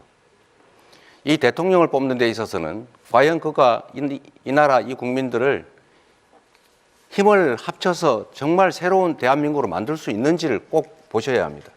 유능하고 충직한 그 대리인을 뽑아야 국민이 맡긴 권력과 예산을 오로지 국민만을 위해서 제대로 쓸 것입니다. 주어진 권력을 사적 이익을 위해서 남용하는 그런 정치 집단에게 다시 또 대한민국 운명을 맡길 수는 없는 것 아닙니까? 이번 선거는 심판 선거가 맞습니다. 유능한 그리고 준비된 대통령 후보 저 이재명에게 기회를 주시면 새로운 대한민국을 만들어서 보답드리겠습니다. 네, 여러분은 어떻게 보셨습니까? 오늘 이 시간 유권자 여러분의 선택에 도움이 되셨기를 바랍니다. 오늘 열띤 토론을 벌여주신 네 후보 수고 많으셨습니다. 또 함께해 주신 시청자 여러분께도 감사드립니다. 제21대 대통령 선거를 앞두고 중앙선거방송 토론위원회가 주관하는 후보자 토론회는 앞으로 3차례 더 개최합니다. 내일 저녁 10시에는 오늘 4분을 제외한 후보들이 참석하는 후보자 토론회가 열리고요. 오늘 나온 후보들은 5월 23일에는 사회 분야, 또 5월 27일 정치 분야를 주제로 저녁 8시에 유권자 여러분을 찾아뵙니다. 남은 후보자 토론회도 많은 관심과 시청 부탁드립니다. 중앙선거방송 토론위원회가 주관하는 제21대 대통령 선거 후보자 토론회 그 첫 번째 순서 여기서 마칩니다. 여러분 고맙습니다.